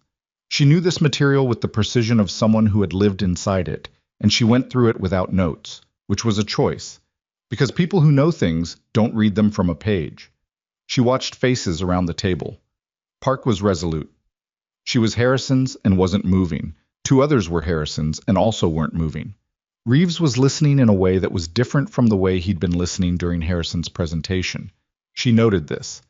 Then she stopped with the numbers. I want to say something that isn't in any document, she said, and I want to be direct about it because I think we've spent enough months being indirect. The room's quality changed. Even Harrison's stillness shifted. 5 years ago, I was in a car accident outside Portland. My spinal cord was damaged. I spent 8 months in rehabilitation facilities. When I came back to this building and sat in this chair again, I was in a different chair than the one I'd left in. She said this flatly, without effect. She had rehearsed the flatness, not because it was how she felt, but because the room needed her steady. I know what's underneath the strategic review Richard has organized. I know what the real argument is. I'm not going to make everyone pretend it isn't happening. She could feel the room holding its breath. This was not how boardroom conversations went. Everyone in that room had learned over careers spent in rooms like this that the real argument was never named directly. You managed it. You shaped it. You let it do its work without acknowledging it was working. She was naming it. So I'm going to tell you what I can and cannot do, she said.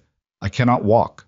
I cannot drive myself. There are buildings in this city I can't easily enter, events I can't access the way other people can, physical limitations that are real and that I have learned to work around and that are never going to fully go away.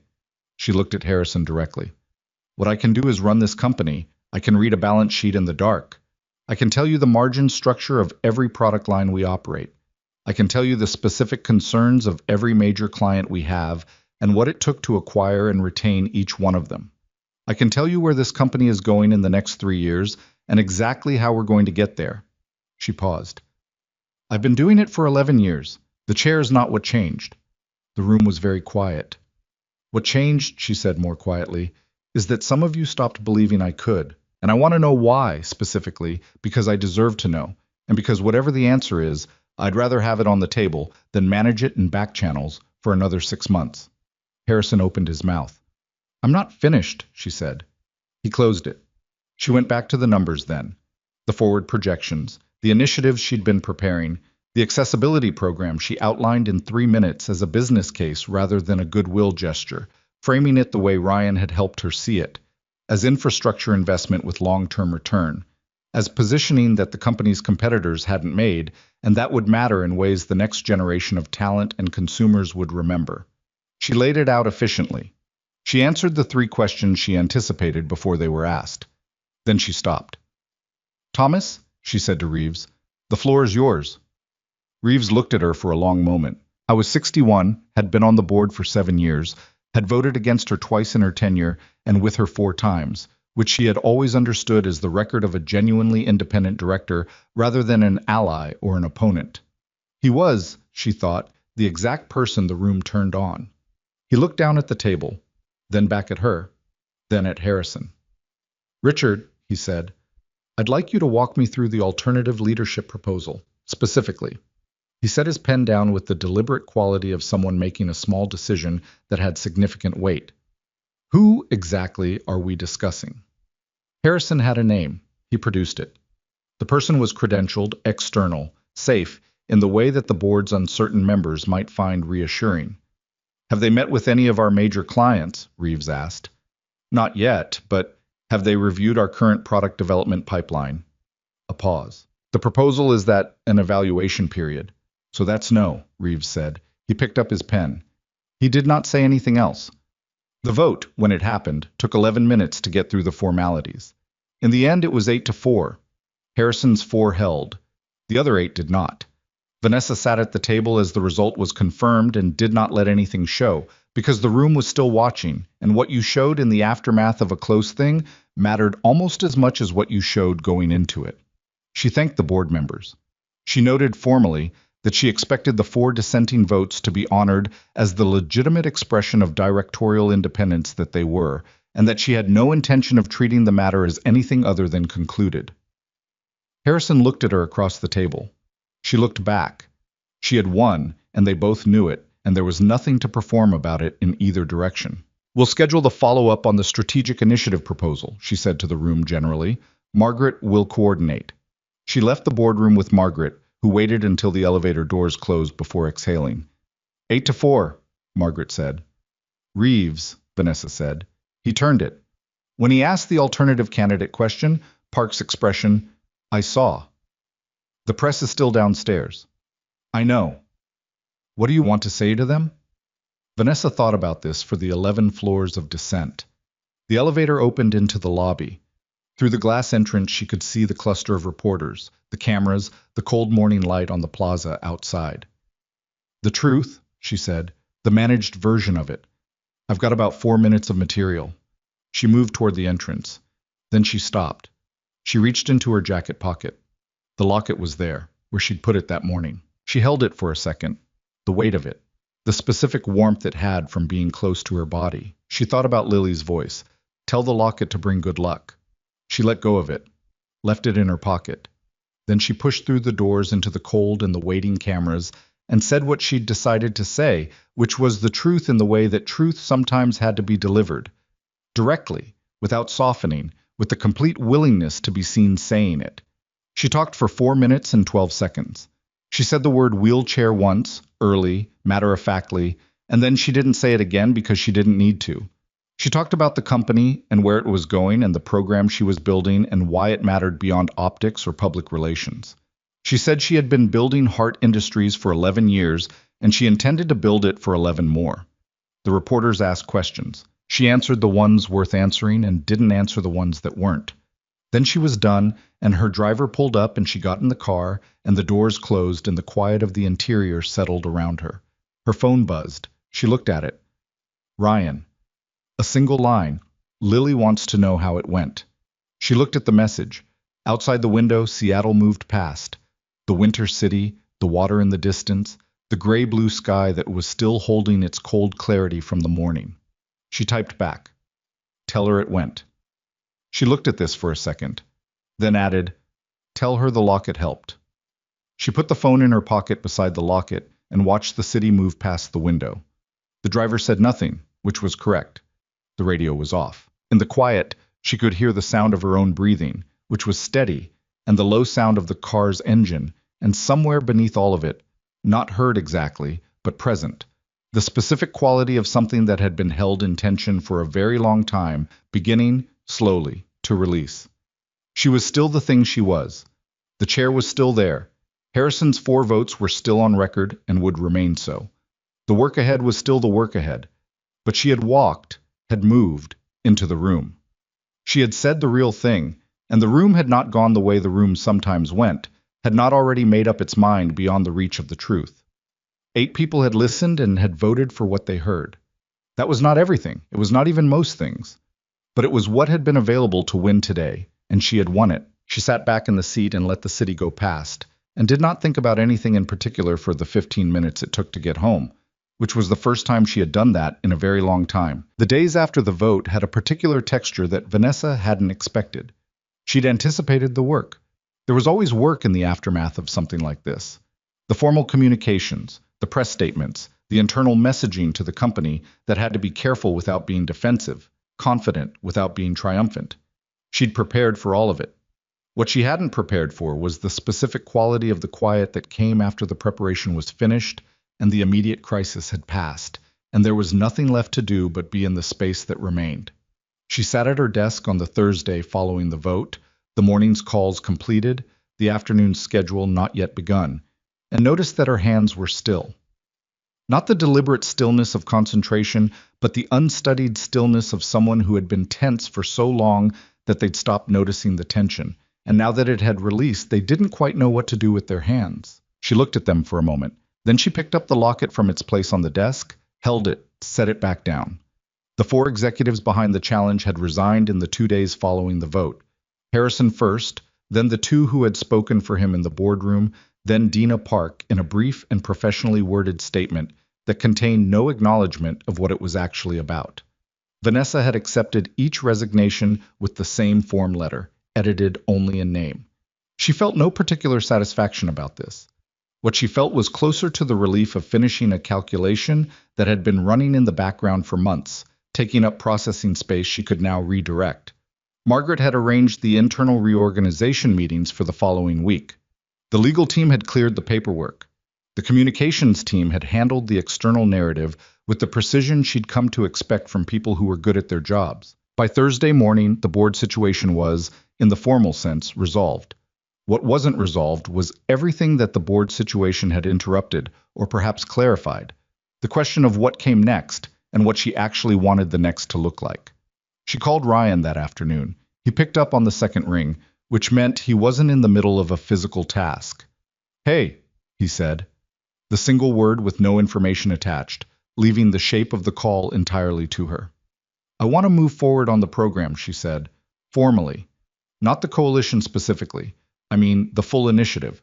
Assessments, funding structure, the implementation side of it. I want to build it properly." A pause. "Okay. I've been thinking about who should run the implementation work. The ground level piece, the site coordination, the community partnerships. I've been thinking about it since Beacon Hill, actually." Another pause. Longer this time. "Vanessa, I'm not offering you something because of—" She stopped herself, started again. "The board meeting changed the timeline, but not the substance. I was going to have this conversation regardless. I have documentation of what the coalition accomplished on 3 sites, and I've talked to 6 of your volunteers, and the consensus is that the quality of the ground level work traces directly to your involvement. That's the professional case." "Okay," he said carefully. "The problem is that what I'm describing is a full-time position, with a salary that reflects it, and that's a different thing from what you're doing now." She could hear him breathing. She could almost hear him thinking, which was a thing she'd learned to do over 3 months of conversations that had the quality of being listened to as carefully as she was trying to listen. "That's a big change," he said. "I know. Lily's school is in Renton. My apartment is in Renton. I've got schedules around. The position is Seattle-based, but the sites are regional," she said. "The schedule is yours to build within the project requirements. I'm not asking you to fit into something. I'm asking you to help design it." He was quiet. "Ryan." She said it the way he said her name sometimes, not demanding anything, just making sure the other person knew they were actually being addressed. "You've been doing 3 jobs for 3 years. You've been doing it because the bills required it, and because the silence required something in it, and both of those things are real. But the program I'm describing, it's the work, the actual work. The thing you're already doing, but with the resources and structure to do it at a scale that matters. You make it sound simple. It isn't. There's a significant learning curve on the administrative side, and you'd need support staff, and the stakeholder management is a different complexity than site management. I'm not telling you it's simple." She paused. "I'm telling you it's possible." The quiet on the line had a different quality now. Not resistance. More like someone standing at the edge of something and measuring the distance. "I'd want to talk to Lily first," he said finally. "Of course.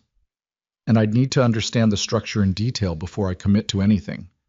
I'll have Margaret send you the framework document. Read it. Ask every question you have. Take whatever time you need." "You're very thorough," he said, and she could hear the edge of something lighter in it. "I've been told." "Is that a problem?" "Never once," she said. But she sent the framework document that evening. It was 42 pages, which she acknowledged was excessive for an initial conversation, and she said so in the cover note. Ryan wrote back 40 minutes later to say he'd read the whole thing, which she believed, because the 7 questions he attached were specific enough to have required reading the whole thing. She answered the questions in order, at length, at 11 o'clock at night, which was not a reasonable hour to be writing professional correspondence, but was, for her, a completely normal hour to be doing anything. He wrote back. Question 4. You said the assessment framework would be developed collaboratively. What does that mean in practice? She wrote, It means I have the resources and you have the knowledge, and neither of those things is sufficient without the other. He didn't respond for a few minutes. Then, okay. Then, Lily says yes, by the way, to the job. She said you should hire the one who knows how the ramps work. I told her that was the idea. Vanessa read this twice.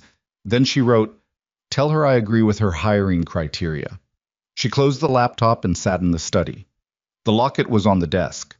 Outside, January had settled into the long, dark stretch of Pacific Northwest winter, the kind that went on long enough that you started to forget there had ever been a different season.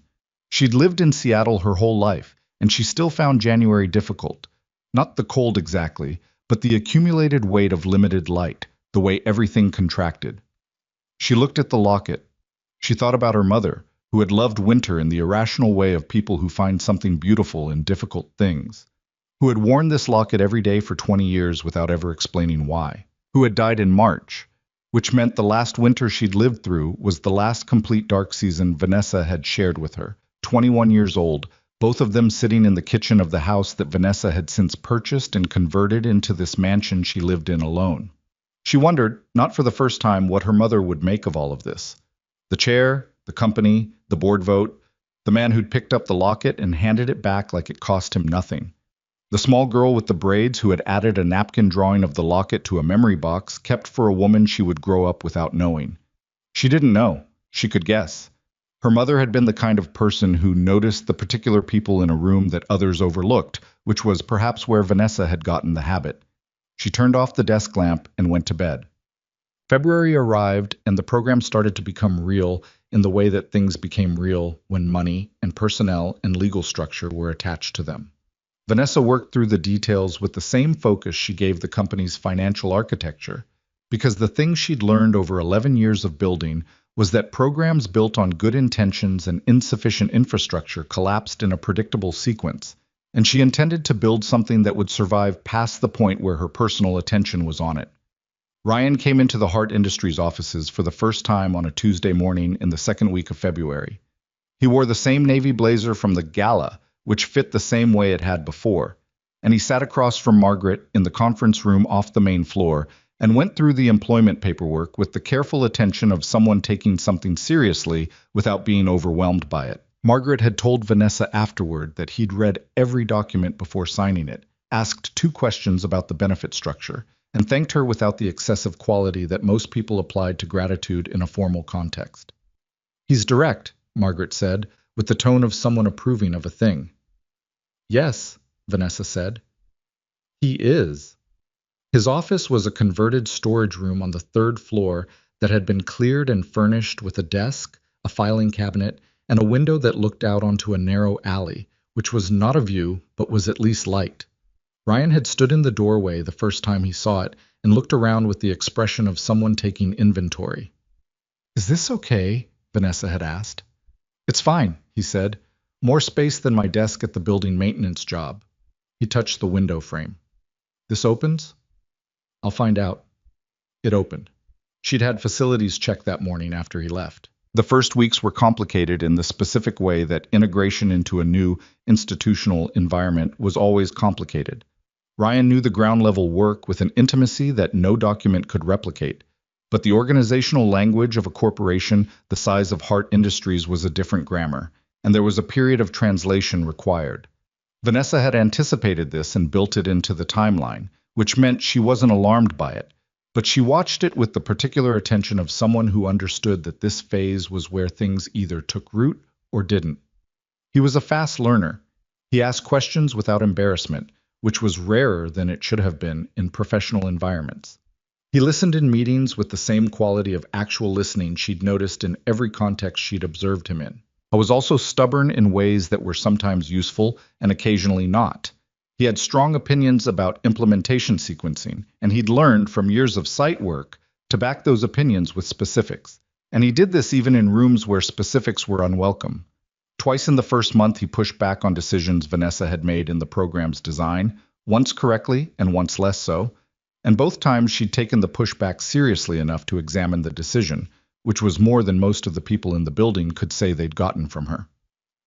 "You argue with me," she said one afternoon in late February, when they were going through the assessment framework for the 3rd revision. "Do you want me to stop?" "I want to understand what you're doing." He looked at her across the desk. "I'm talking to you like a person," he said. "Is that a problem?" She looked at him. "No," she said. "I'm just noting it."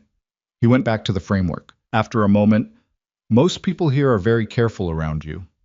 "Yes." "They manage what they say before they say it. It's a professional habit." "I know." He made a note on the printed copy in front of him, the way he made notes everywhere. Margin comments, small diagrams, practical in the way of someone whose thinking had always happened in proximity to physical action. "I don't do it well. The managing. I can try."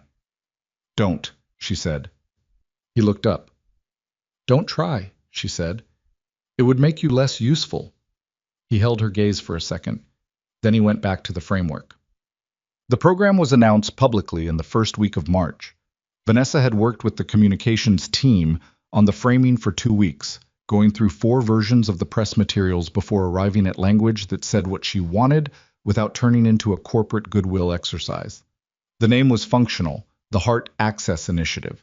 The scope was national, rolling out in 3 phases over 30 months, beginning with Pacific Northwest sites and expanding based on assessed need and available partnerships.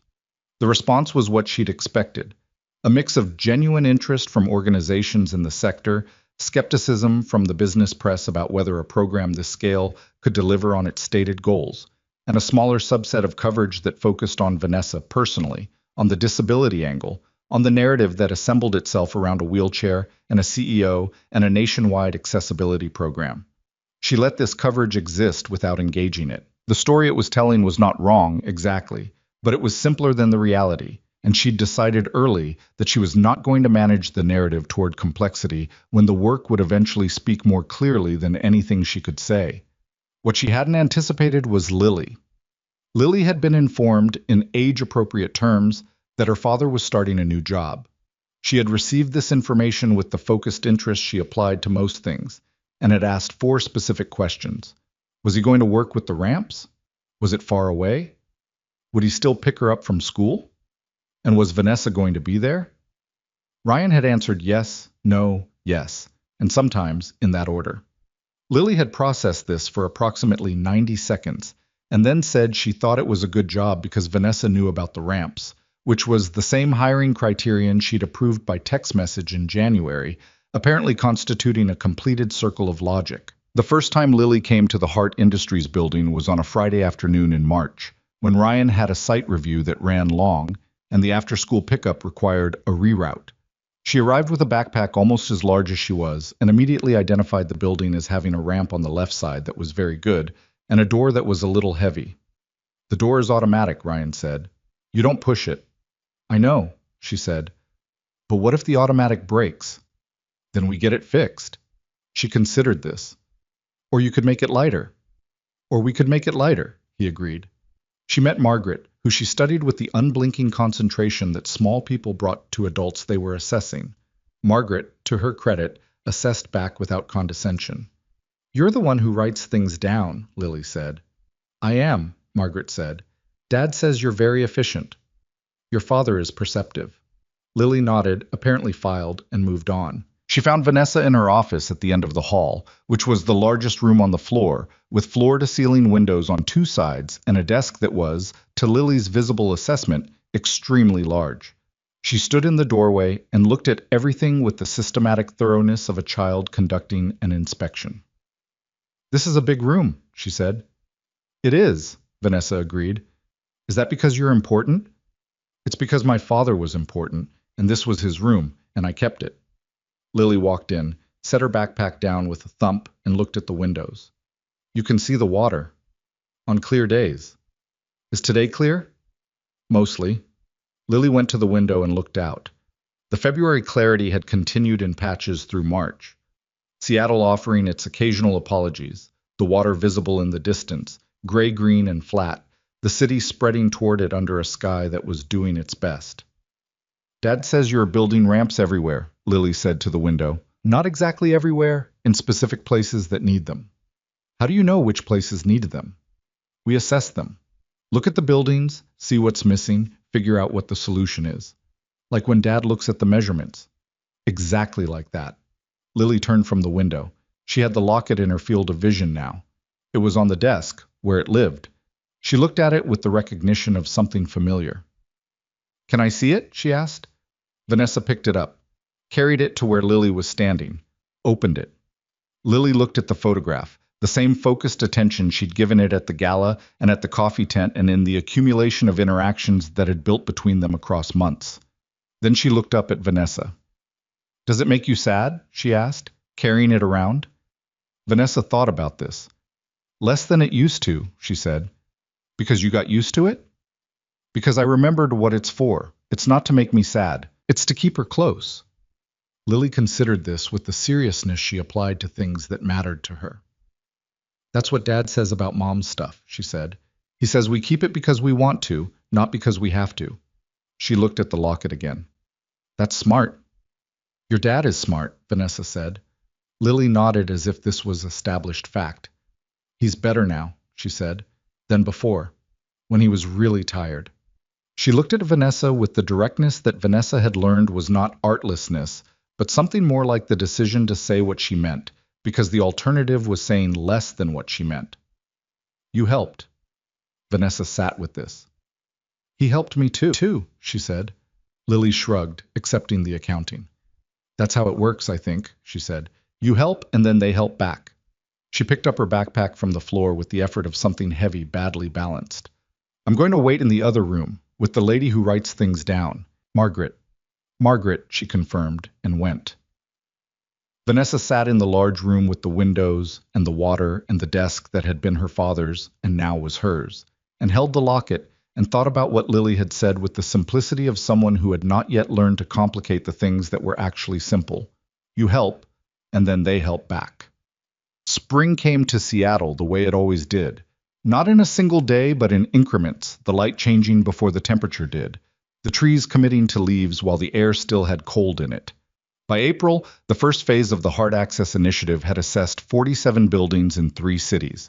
12 were in active renovation planning. 4 had been completed. Ryan ran the implementation with an operational precision that surprised the Hart Industries staff who encountered it, though it didn't surprise Vanessa, who had seen how he thought about problems since the day she'd examined the corner join of a ramp in a Renton parking lot, and he'd told her about the back and forth with the contractor and the solution that had held up through winter. He built his team the way he built everything, for function first, with attention to the parts that had to last. He hired 7 people in the first 3 months, all of them with ground-level experience in construction, facilities, or social services. He wrote the job descriptions himself, which Vanessa's HR director had initially viewed as irregular and which produced the best pool of applicants the initiative had seen because Ryan wrote about what the jobs actually required rather than what they conventionally said. They worked together, Vanessa and Ryan, in the particular way that proximity produced, not always smoothly, not without friction, but with the accumulated efficiency of 2 people who had learned each other's thinking well enough to skip certain steps. She knew when he was going to push back before he did it. He knew when she'd already made a decision before she announced it. They'd developed the shorthand of people who had talked through enough specific things to no longer need to talk through the general ones. What they hadn't talked through was the other thing. She was aware of it the way she was aware of the locket, not constantly, but present in the background, there when the foreground quieted. The specific quality of the way he was in a room, the way his attention settled on her when she was talking, not the managed attention of professional courtesy, but something more grounded, something that had the weight of actual interest. She'd observed it for months and had not addressed it, because addressing it would require both of them to decide what it was and what to do with that, and she wasn't sure she was ready for the decision. She also wasn't sure she was being fair to him by not having it. The day she finally said something was a Tuesday in April after a site meeting ran late, and they ended up in a coffee shop near the Pike Place area because it was close and they were both hungry and the alternative was going back to the office. The coffee shop was small and slightly too warm and had the specific noise of a place where people had been coming for a long time because it was good, and they didn't care that it was crowded. They'd been talking about the second phase assessment schedule, and then they'd stopped talking about it, and the conversation had moved sideways the way it sometimes did in the spaces between agenda items. Can I ask you something? She said. You've asked me that before, he said. It was followed by a real question. It is a real question. He wrapped both hands around his coffee mug. It was a habit she'd noticed. He was always cold in air-conditioned spaces, which was most indoor spaces, and he held things warm when he could. Ask, he said. Since the gala, she said. Since the locket. The way you've been... She stopped herself from the indirect version, started with the direct one. I've been trying to understand what this is, between us, what you think it is. He didn't look away. He also didn't answer immediately, and she'd learned not to fill his silences. He was not a person who paused because he was stalling. He paused because he was thinking about what he actually meant. I think, he said slowly, that I met someone at a charity event, and she was someone I wanted to know better. And I got to know her better. And now... He paused again. And now I'm not sure what category that fits in, and I've been waiting to figure it out. We work together, she said.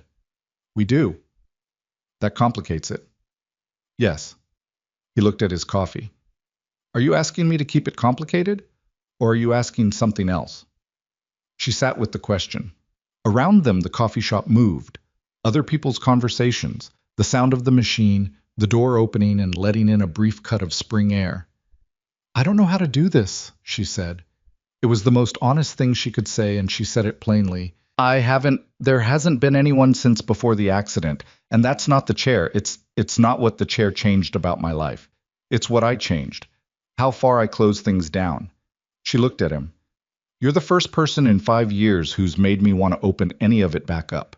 And I don't know whether that's a reason to be more careful or less. Ryan set his coffee down. He looked at her with the full, unmanaged attention that was one of the most consistent things about him. I'm not going anywhere, he said. Whatever pace you need for figuring it out. That's not a pressure thing. It's just true. I know it is, she said. That's what makes it hard. He looked at her. Hard how? Because when someone gives you time and space and no pressure, you run out of excuses for staying where you are. He almost smiled. Is staying where you are the plan? It was the plan, she said. I'm not sure it still is. The coffee shop noise continued around them. Outside, the spring afternoon was doing its best.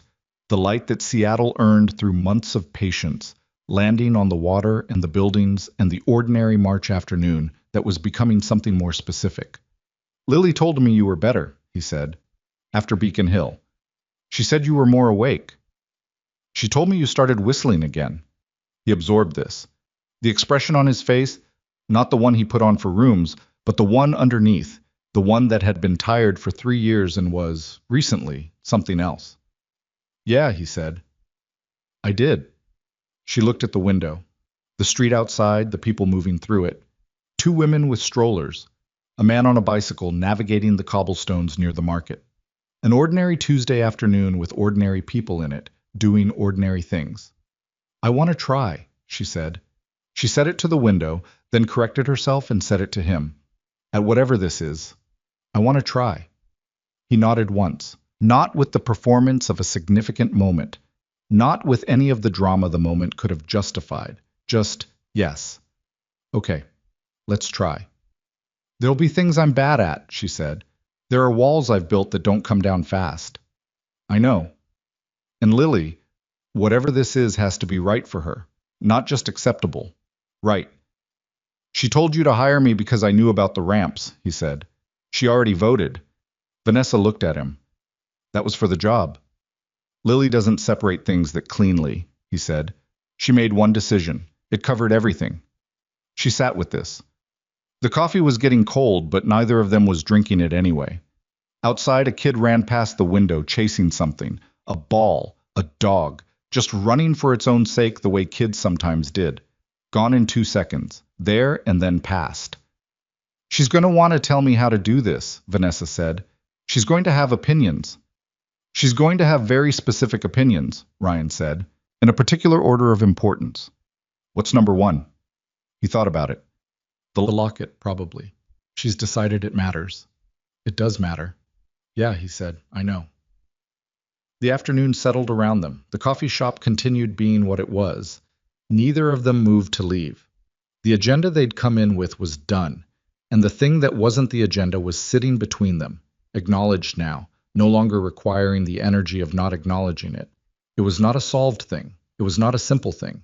It was 2 imperfect people with complicated histories, and a 6-year-old with strong opinions, and a program to build, and walls that came down slowly, and the specific accumulation of small, honest moments that had led them here, to a coffee shop on a Tuesday in April, saying yes. Which was, she thought, enough. For now, for this Tuesday, for the particular afternoon that was what it was, and not something more resolved or more certain. Enough was sufficient. She picked up her cold coffee. He picked up his. They stayed until the coffee shop started filling with the after-work crowd, and then they walked back toward the offices in the spring light, and neither of them felt the need to say much more about it, because some things, once named, didn't need additional language. The program had 47 assessments in 3 cities and 12 renovations in planning and 4 completed. The locket was in her jacket pocket. Lily had already voted. The walls were old and solid and wouldn't come down fast. That was fine. They had time. The summer that followed was the busiest of Vanessa's professional life, which was a high bar. The Hard Access Initiative's second phase launched in June across 5 states, which meant the operational complexity multiplied in ways that tested every assumption she and Ryan had built into the framework. 3 of the new regional partnerships required renegotiation within the first month because the on-site conditions differed from the assessments in ways nobody had fully anticipated. 2 municipal permits stalled in bureaucratic channels that Ryan spent 3 weeks personally navigating. A contractor in Phoenix delivered substandard ramp materials that had to be rejected and replaced, which pushed 2 completion dates back by 6 weeks and required a difficult conversation with the local community organization that had been waiting longer than anyone should have to wait for a door they could actually use. None of it was clean. None of it went the way the timeline said it would, but it went. By August, the program had completed 23 sites across 7 cities. 61 people with mobility limitations who had been part of the formal assessment process reported direct improvement in their ability to access their own buildings, their own neighborhoods, their own ordinary lives. Ryan kept a running document of these reports, not for the press materials, not for the board presentations, just for himself, because he'd learned from the coalition work that the number on the spreadsheet and the specific person behind it were 2 different things and both deserved to be remembered. Vanessa read the document once, in the middle of a late night in August, and did not read it again, because once was enough to carry it. The relationship between her and Ryan developed the way she'd told him it would. Slowly, imperfectly, with the friction of 2 people who had each built careful walls around themselves, and were now discovering that walls didn't come down in sequence, that some days there was more openness than others, and some days the old habits of isolation reasserted themselves without warning and had to be named and set aside again. She was not always good at naming them. He was not always good at waiting. They had conversations that started as work discussions and became arguments about something else, something underneath, and had to find their way back from the edge of a misunderstanding. She said the wrong thing twice in September and meant something different both times than what came out. And he told her plainly that he needed her to try harder at the translation between what she felt and what she said, and she sat with that for 2 days before coming back to tell him he was right, which cost her something and was worth it. He brought Lily to the mansion for the first time in October. Lily walked through the rooms with the systematic attention she brought to new spaces, cataloging what she saw: the study, the library, the kitchen that was too large for one person, the hallway that had been specifically widened and resurfaced for the wheelchair. She stood in the hallway and looked at the floor. "Did you do this yourself?" she asked. "The floor." "I had it done," Vanessa said. "Is it the right gradient?" "There's no gradient. It's flat." Lily looked at her. "Then why is it different from the other floor?" "Because the material is smoother, easier to move on." Lily considered this with the expression she wore when she was adding something to the internal architecture she was constructing about the world. "My school hallway has a bump at one of the doors," she said. "It's not a lot, but it's bumpy." "How do you know?" "Because I started paying attention when Dad started doing the ramps." She looked at Vanessa with the directness that had never wavered, not since the gala, not since she'd asked about the locket, while her father tried to redirect her. "You changed what I notice." Vanessa sat with this for a moment. She thought about all the things she'd noticed since the accident that she hadn't noticed before it. The step at the wrong place, the narrowed corridor, the heavy door, the absence of the rail that should have been there. The way the world was built for a version of the body that not everybody maintained. She'd been angry about it for a long time before she'd been able to use the anger productively. She still wasn't entirely done being angry, but somewhere in the process, it had shifted from something that depleted her to something that moved her forward. "That's a good thing," she said to Lily, noticing. "I know," Lily said, as if this had never been in question. "Can I see the room with all the books?" They walked to the library. Lily pulled 3 books from the shelves, examined their spines, put 2 back and kept one, a field guide to Pacific Northwest birds that had been Vanessa's father's, and that Vanessa had never looked at, but had kept for the same reason she kept everything of his in the mansion that had been his first. She sat on the library floor with the book in her lap, apparently content, while the adults talked about the October site schedule 3 feet away. This became a pattern. Friday afternoons, sometimes Saturday mornings. Lily arrived with her backpack, installed herself in whatever space seemed appropriate to her, and conducted her life in the parallel track that children established in adult environments, adjacent, connected, operating on her own terms. She had strong opinions about which mug Vanessa used for her morning coffee. She decided, at some point in November, that the study was the best room in the house, and began doing her homework there on Friday afternoons, spread out on the floor because the desk was too high. Vanessa ordered a child height table for the study in November. She did not make a production of it. It arrived on a Tuesday and was there on Friday, and Lily looked at it and said good and used it, and that was the entirety of what was said about it. Ryan watched this happen and said nothing, which was its own kind of language. The community center opening was scheduled for the third Saturday in November.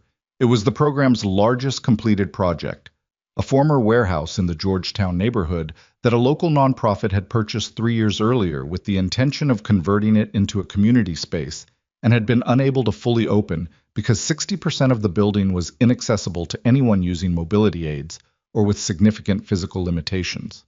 The Hard Access Initiative had partnered with the nonprofit on a 6-month renovation that addressed the access issues throughout the building while working with the existing structure rather than against it.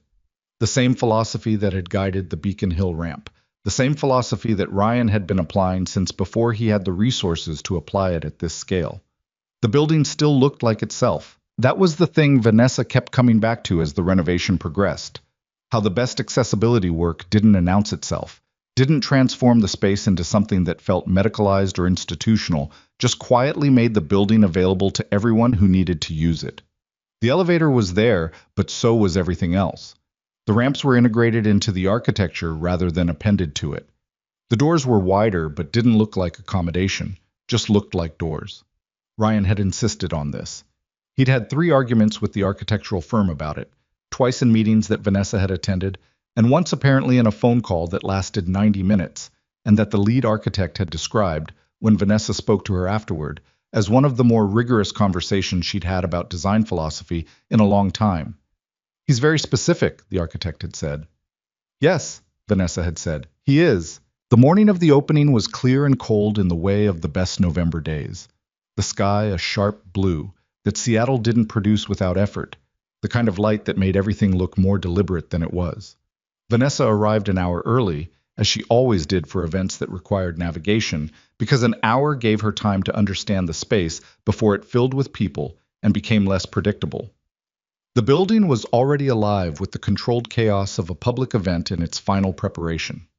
Volunteers setting up chairs, a small stage with a podium, tables with food that people from 3 community organizations had spent the previous day cooking, children running through the main hall with the specific energy of people who had been told to wait and were struggling with it. Vanessa moved through the space. She checked the corridor clearances by feel as much as by sight, the width, the surface, the grade of the transitions between rooms. All of it was right. She knew it was right because she'd reviewed the specifications 40 times, but knowing something in documents and knowing it in a space were different, and she needed to know it in the space. Ryan found her in the east corridor, examining the threshold between the main hall and the secondary room. "It's good," he said. He was wearing the navy blazer again. It still didn't fit right across the shoulders. She had thought several times about saying something about this, and had decided it was not her business, and also that it was one of the things about him she'd stopped finding notable and started finding simply familiar, which was a different category entirely. "The east threshold is slightly high," she said. He crouched, looked at it. 0.2 inches. Within ADA tolerance. "Tolerance isn't the same as right." "No," he said, "but it's what we had time for. The subfloor in this section." He stood. "I know it. We'll fix it in the spring maintenance cycle." She looked at him. He looked back. This was also a pattern they'd developed, the shorthand of people who had argued enough specific things to know where the arguments were productive and where they were just precision for its own sake. "Fine," she said. "High praise," he said. "But..." The opening ceremony started at 11. The nonprofit's director spoke for 8 minutes, genuinely and without the managed quality of formal remarks. She talked about the 3 years of trying to open a building that was already theirs, already paid for, already full of programs and people who needed it, and what it had meant when the funding and the expertise arrived to finally make it actually usable for everyone they served. She said the word accessible once and everything else without needing the word, which was how it should work. Ryan spoke briefly, which was characteristic of him. He talked about the team that had done the work, named each of them, said the building would stand longer than any of their careers, and that was the point. He did not mention himself in a way that required anyone to look at him specifically, which was also characteristic. Vanessa was introduced last. She had prepared remarks. She looked at them in the car on the way over and then set them on the seat. She spoke without them. She talked about what it meant to enter a building. She talked about the specific experience of arriving at a place that other people entered without calculation and knowing, before you reached the door, that it would cost you something they didn't pay: effort, time, the particular tax of being a body that the designed world had not been designed for. She talked about this without self-pity and without performance, because she'd learned that both of those were kinds of distance, and she was done with distance. She talked about what the program had found in 7 months of assessments, that the barriers were almost never intentional, almost never the product of malice, almost always the product of people designing for the body they assumed without examining the assumption. She said this was fixable. She said they were fixing it. She talked about the people she'd learned from, without naming them, the volunteers who'd spent weekends on site work, the community members who'd sat through assessment meetings and described in specific terms what their own buildings cost them, the man she'd met at a charity gala who had shown her, through the simple act of doing what needed to be done without making anything of it, that the distance between a problem and its solution was usually shorter than it appeared. She did not look at Ryan when she said this. She didn't need to. She finished. The room was quiet for a moment in the way of rooms that have actually listened, and then there was applause, and then children began running through the building again because they had been still long enough and the building was finally available to be run through, which was the point. Lily had found the main hall's center and was doing something that involved approximately 4 other children and a set of rules that appeared to be evolving in real time. She was 7 now. Her birthday had been in September, marked by a small party in the mansion's kitchen that Vanessa had organized with the help of Margaret, who had turned out to have strong opinions about birthday cake and had been right about all of them. Lily had declared the chocolate version the winner and had eaten a quantity of it that seemed, to the adult observers, to exceed reasonable limits, and had been fine, which was the resilience of 7-year-olds. She'd grown in the year since the gala. The braids were more even now. Ryan had gotten better at them, or Lily had gotten more patient with the process, or possibly both. She'd lost 2 front teeth over the summer and gained them back and was currently somewhere in the process of having opinions about everything and the vocabulary to express most of them, and the judgment that was still catching up to both. She had, over the months, developed a specific relationship with Vanessa that didn't quite have a category. Not mother and daughter, not exactly friends in the way adults were friends. Something particular to them, built from lockets and corner pieces of cake, and Friday afternoons in the study and the child height table that appeared without announcement, and from all the small specific things that accumulate between 2 people who have decided, at different levels of consciousness, to know each other. Vanessa watched Lily run across the hall with the other children. The building was filling now. Families from the neighborhood, people from the organizations the nonprofit served, city council members and community board people and 3 journalists she recognized, all of them mixed into the ordinary crowd that was the point of the space existing at all.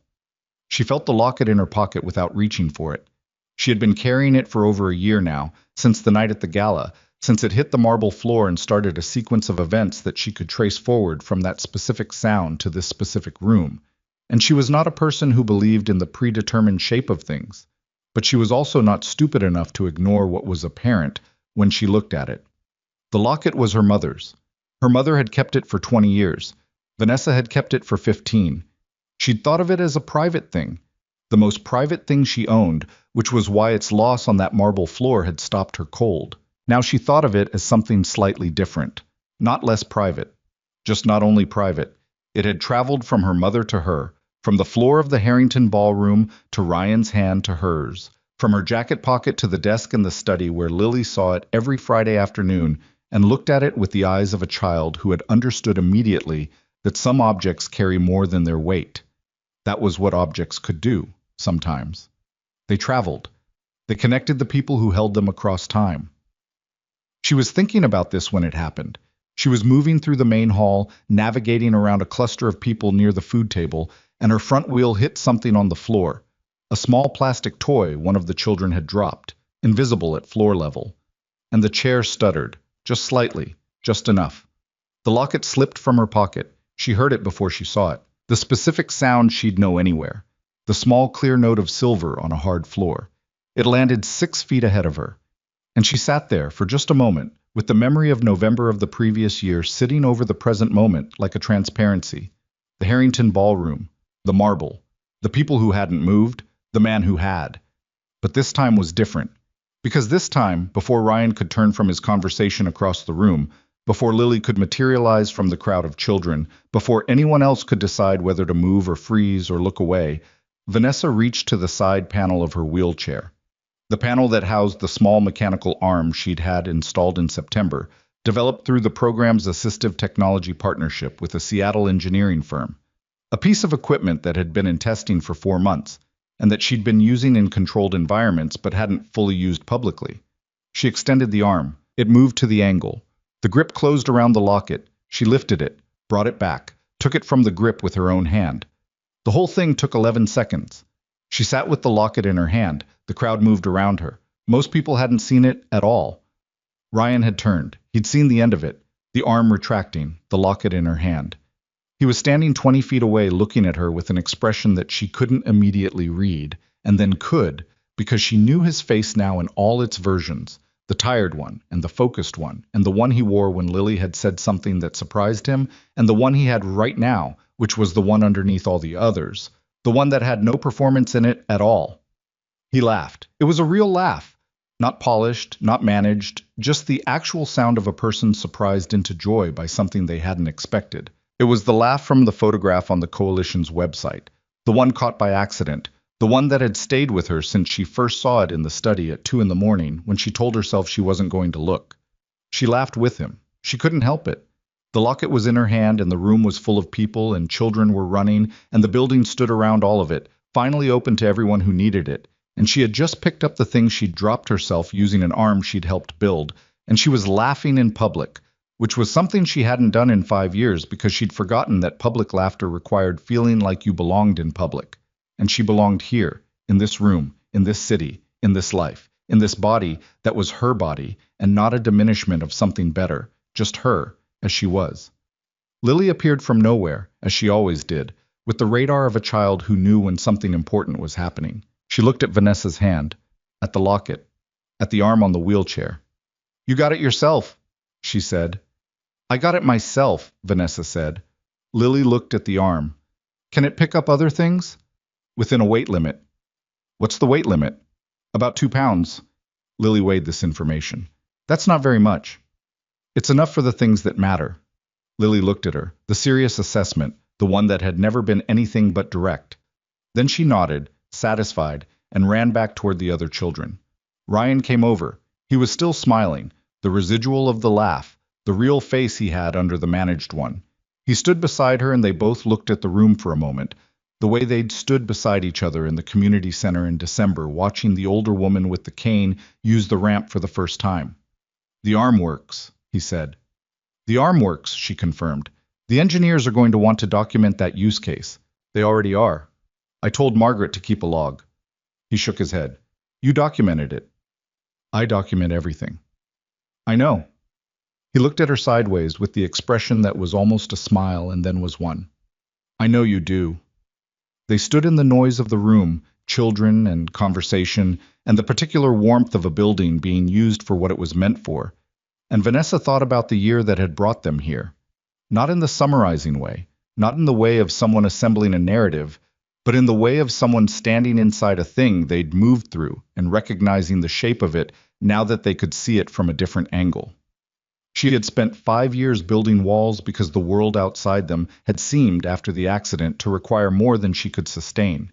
She'd contracted into the mansion, into the company, into the careful management of what she let close to her and what she kept at a functional distance. She told herself this was efficiency. She told herself it was protection. Both were partially true. What was also true was that she'd been afraid. Not of the chair, not of the specific practical difficulties of moving through a world built for different bodies. She'd made her peace with those through the long process of learning to navigate them, and the anger that remained was productive rather than paralyzing. She'd been afraid of the other thing, the thing that required you to be seen by people who mattered to you as you actually were, in the body you actually had, in the life that was actually yours. She'd been afraid that being seen that way would confirm what the people who'd stood frozen in the Harrington ballroom seemed to believe, that she was less than she had been, that the wheelchair was a diminishment rather than just a fact. Ryan had walked into that fear and hadn't behaved the way she'd been afraid people would. He'd just handed her the locket. He'd looked at her like a person. He'd pushed back when she was wrong and listened when she was right, and shown up on the sites and read the 42-page document the same night, and asked 7 specific questions and started whistling again. He'd offered his daughter's afternoon company and his own imperfect communication and the specific courage of a person who had survived something terrible and was still choosing to show up every day with his hands open. She had not deserved that specifically. It had not been earned through merit or given as reward. It had happened, because 2 people found themselves in the same room at the same moment, and one of them moved when everyone else stood still, and from that small motion everything else had followed. That was how it worked sometimes, not in the planned way, not through the careful framework she built for everything, not through analysis or preparation or the systematic dismantling of problems into solvable components. Sometimes it was just a person crouching down on a marble floor and handing back what you'd dropped, and something you'd had closed in you for a long time starting, so slowly you barely noticed, to open. The locket was warm in her hand, her mother's face inside it, still laughing at something off camera. Still there. She closed her fingers around it. "Hey," Ryan said. She looked at him. "Lily's going to want to leave in about 40 minutes, he said. "She's had a lot of sugar from the dessert table, and when she hits the wall, she hits it fast." "I know," Vanessa said. "I've seen it happen." "After we take her home." He paused. The careful pause, the thinking one. "There's a place near the water that I used to go with Emily sometimes. It's nothing, it's just a bench on the Sound, but the light in the evening in November." He stopped. "I haven't been back. I've been thinking about going back."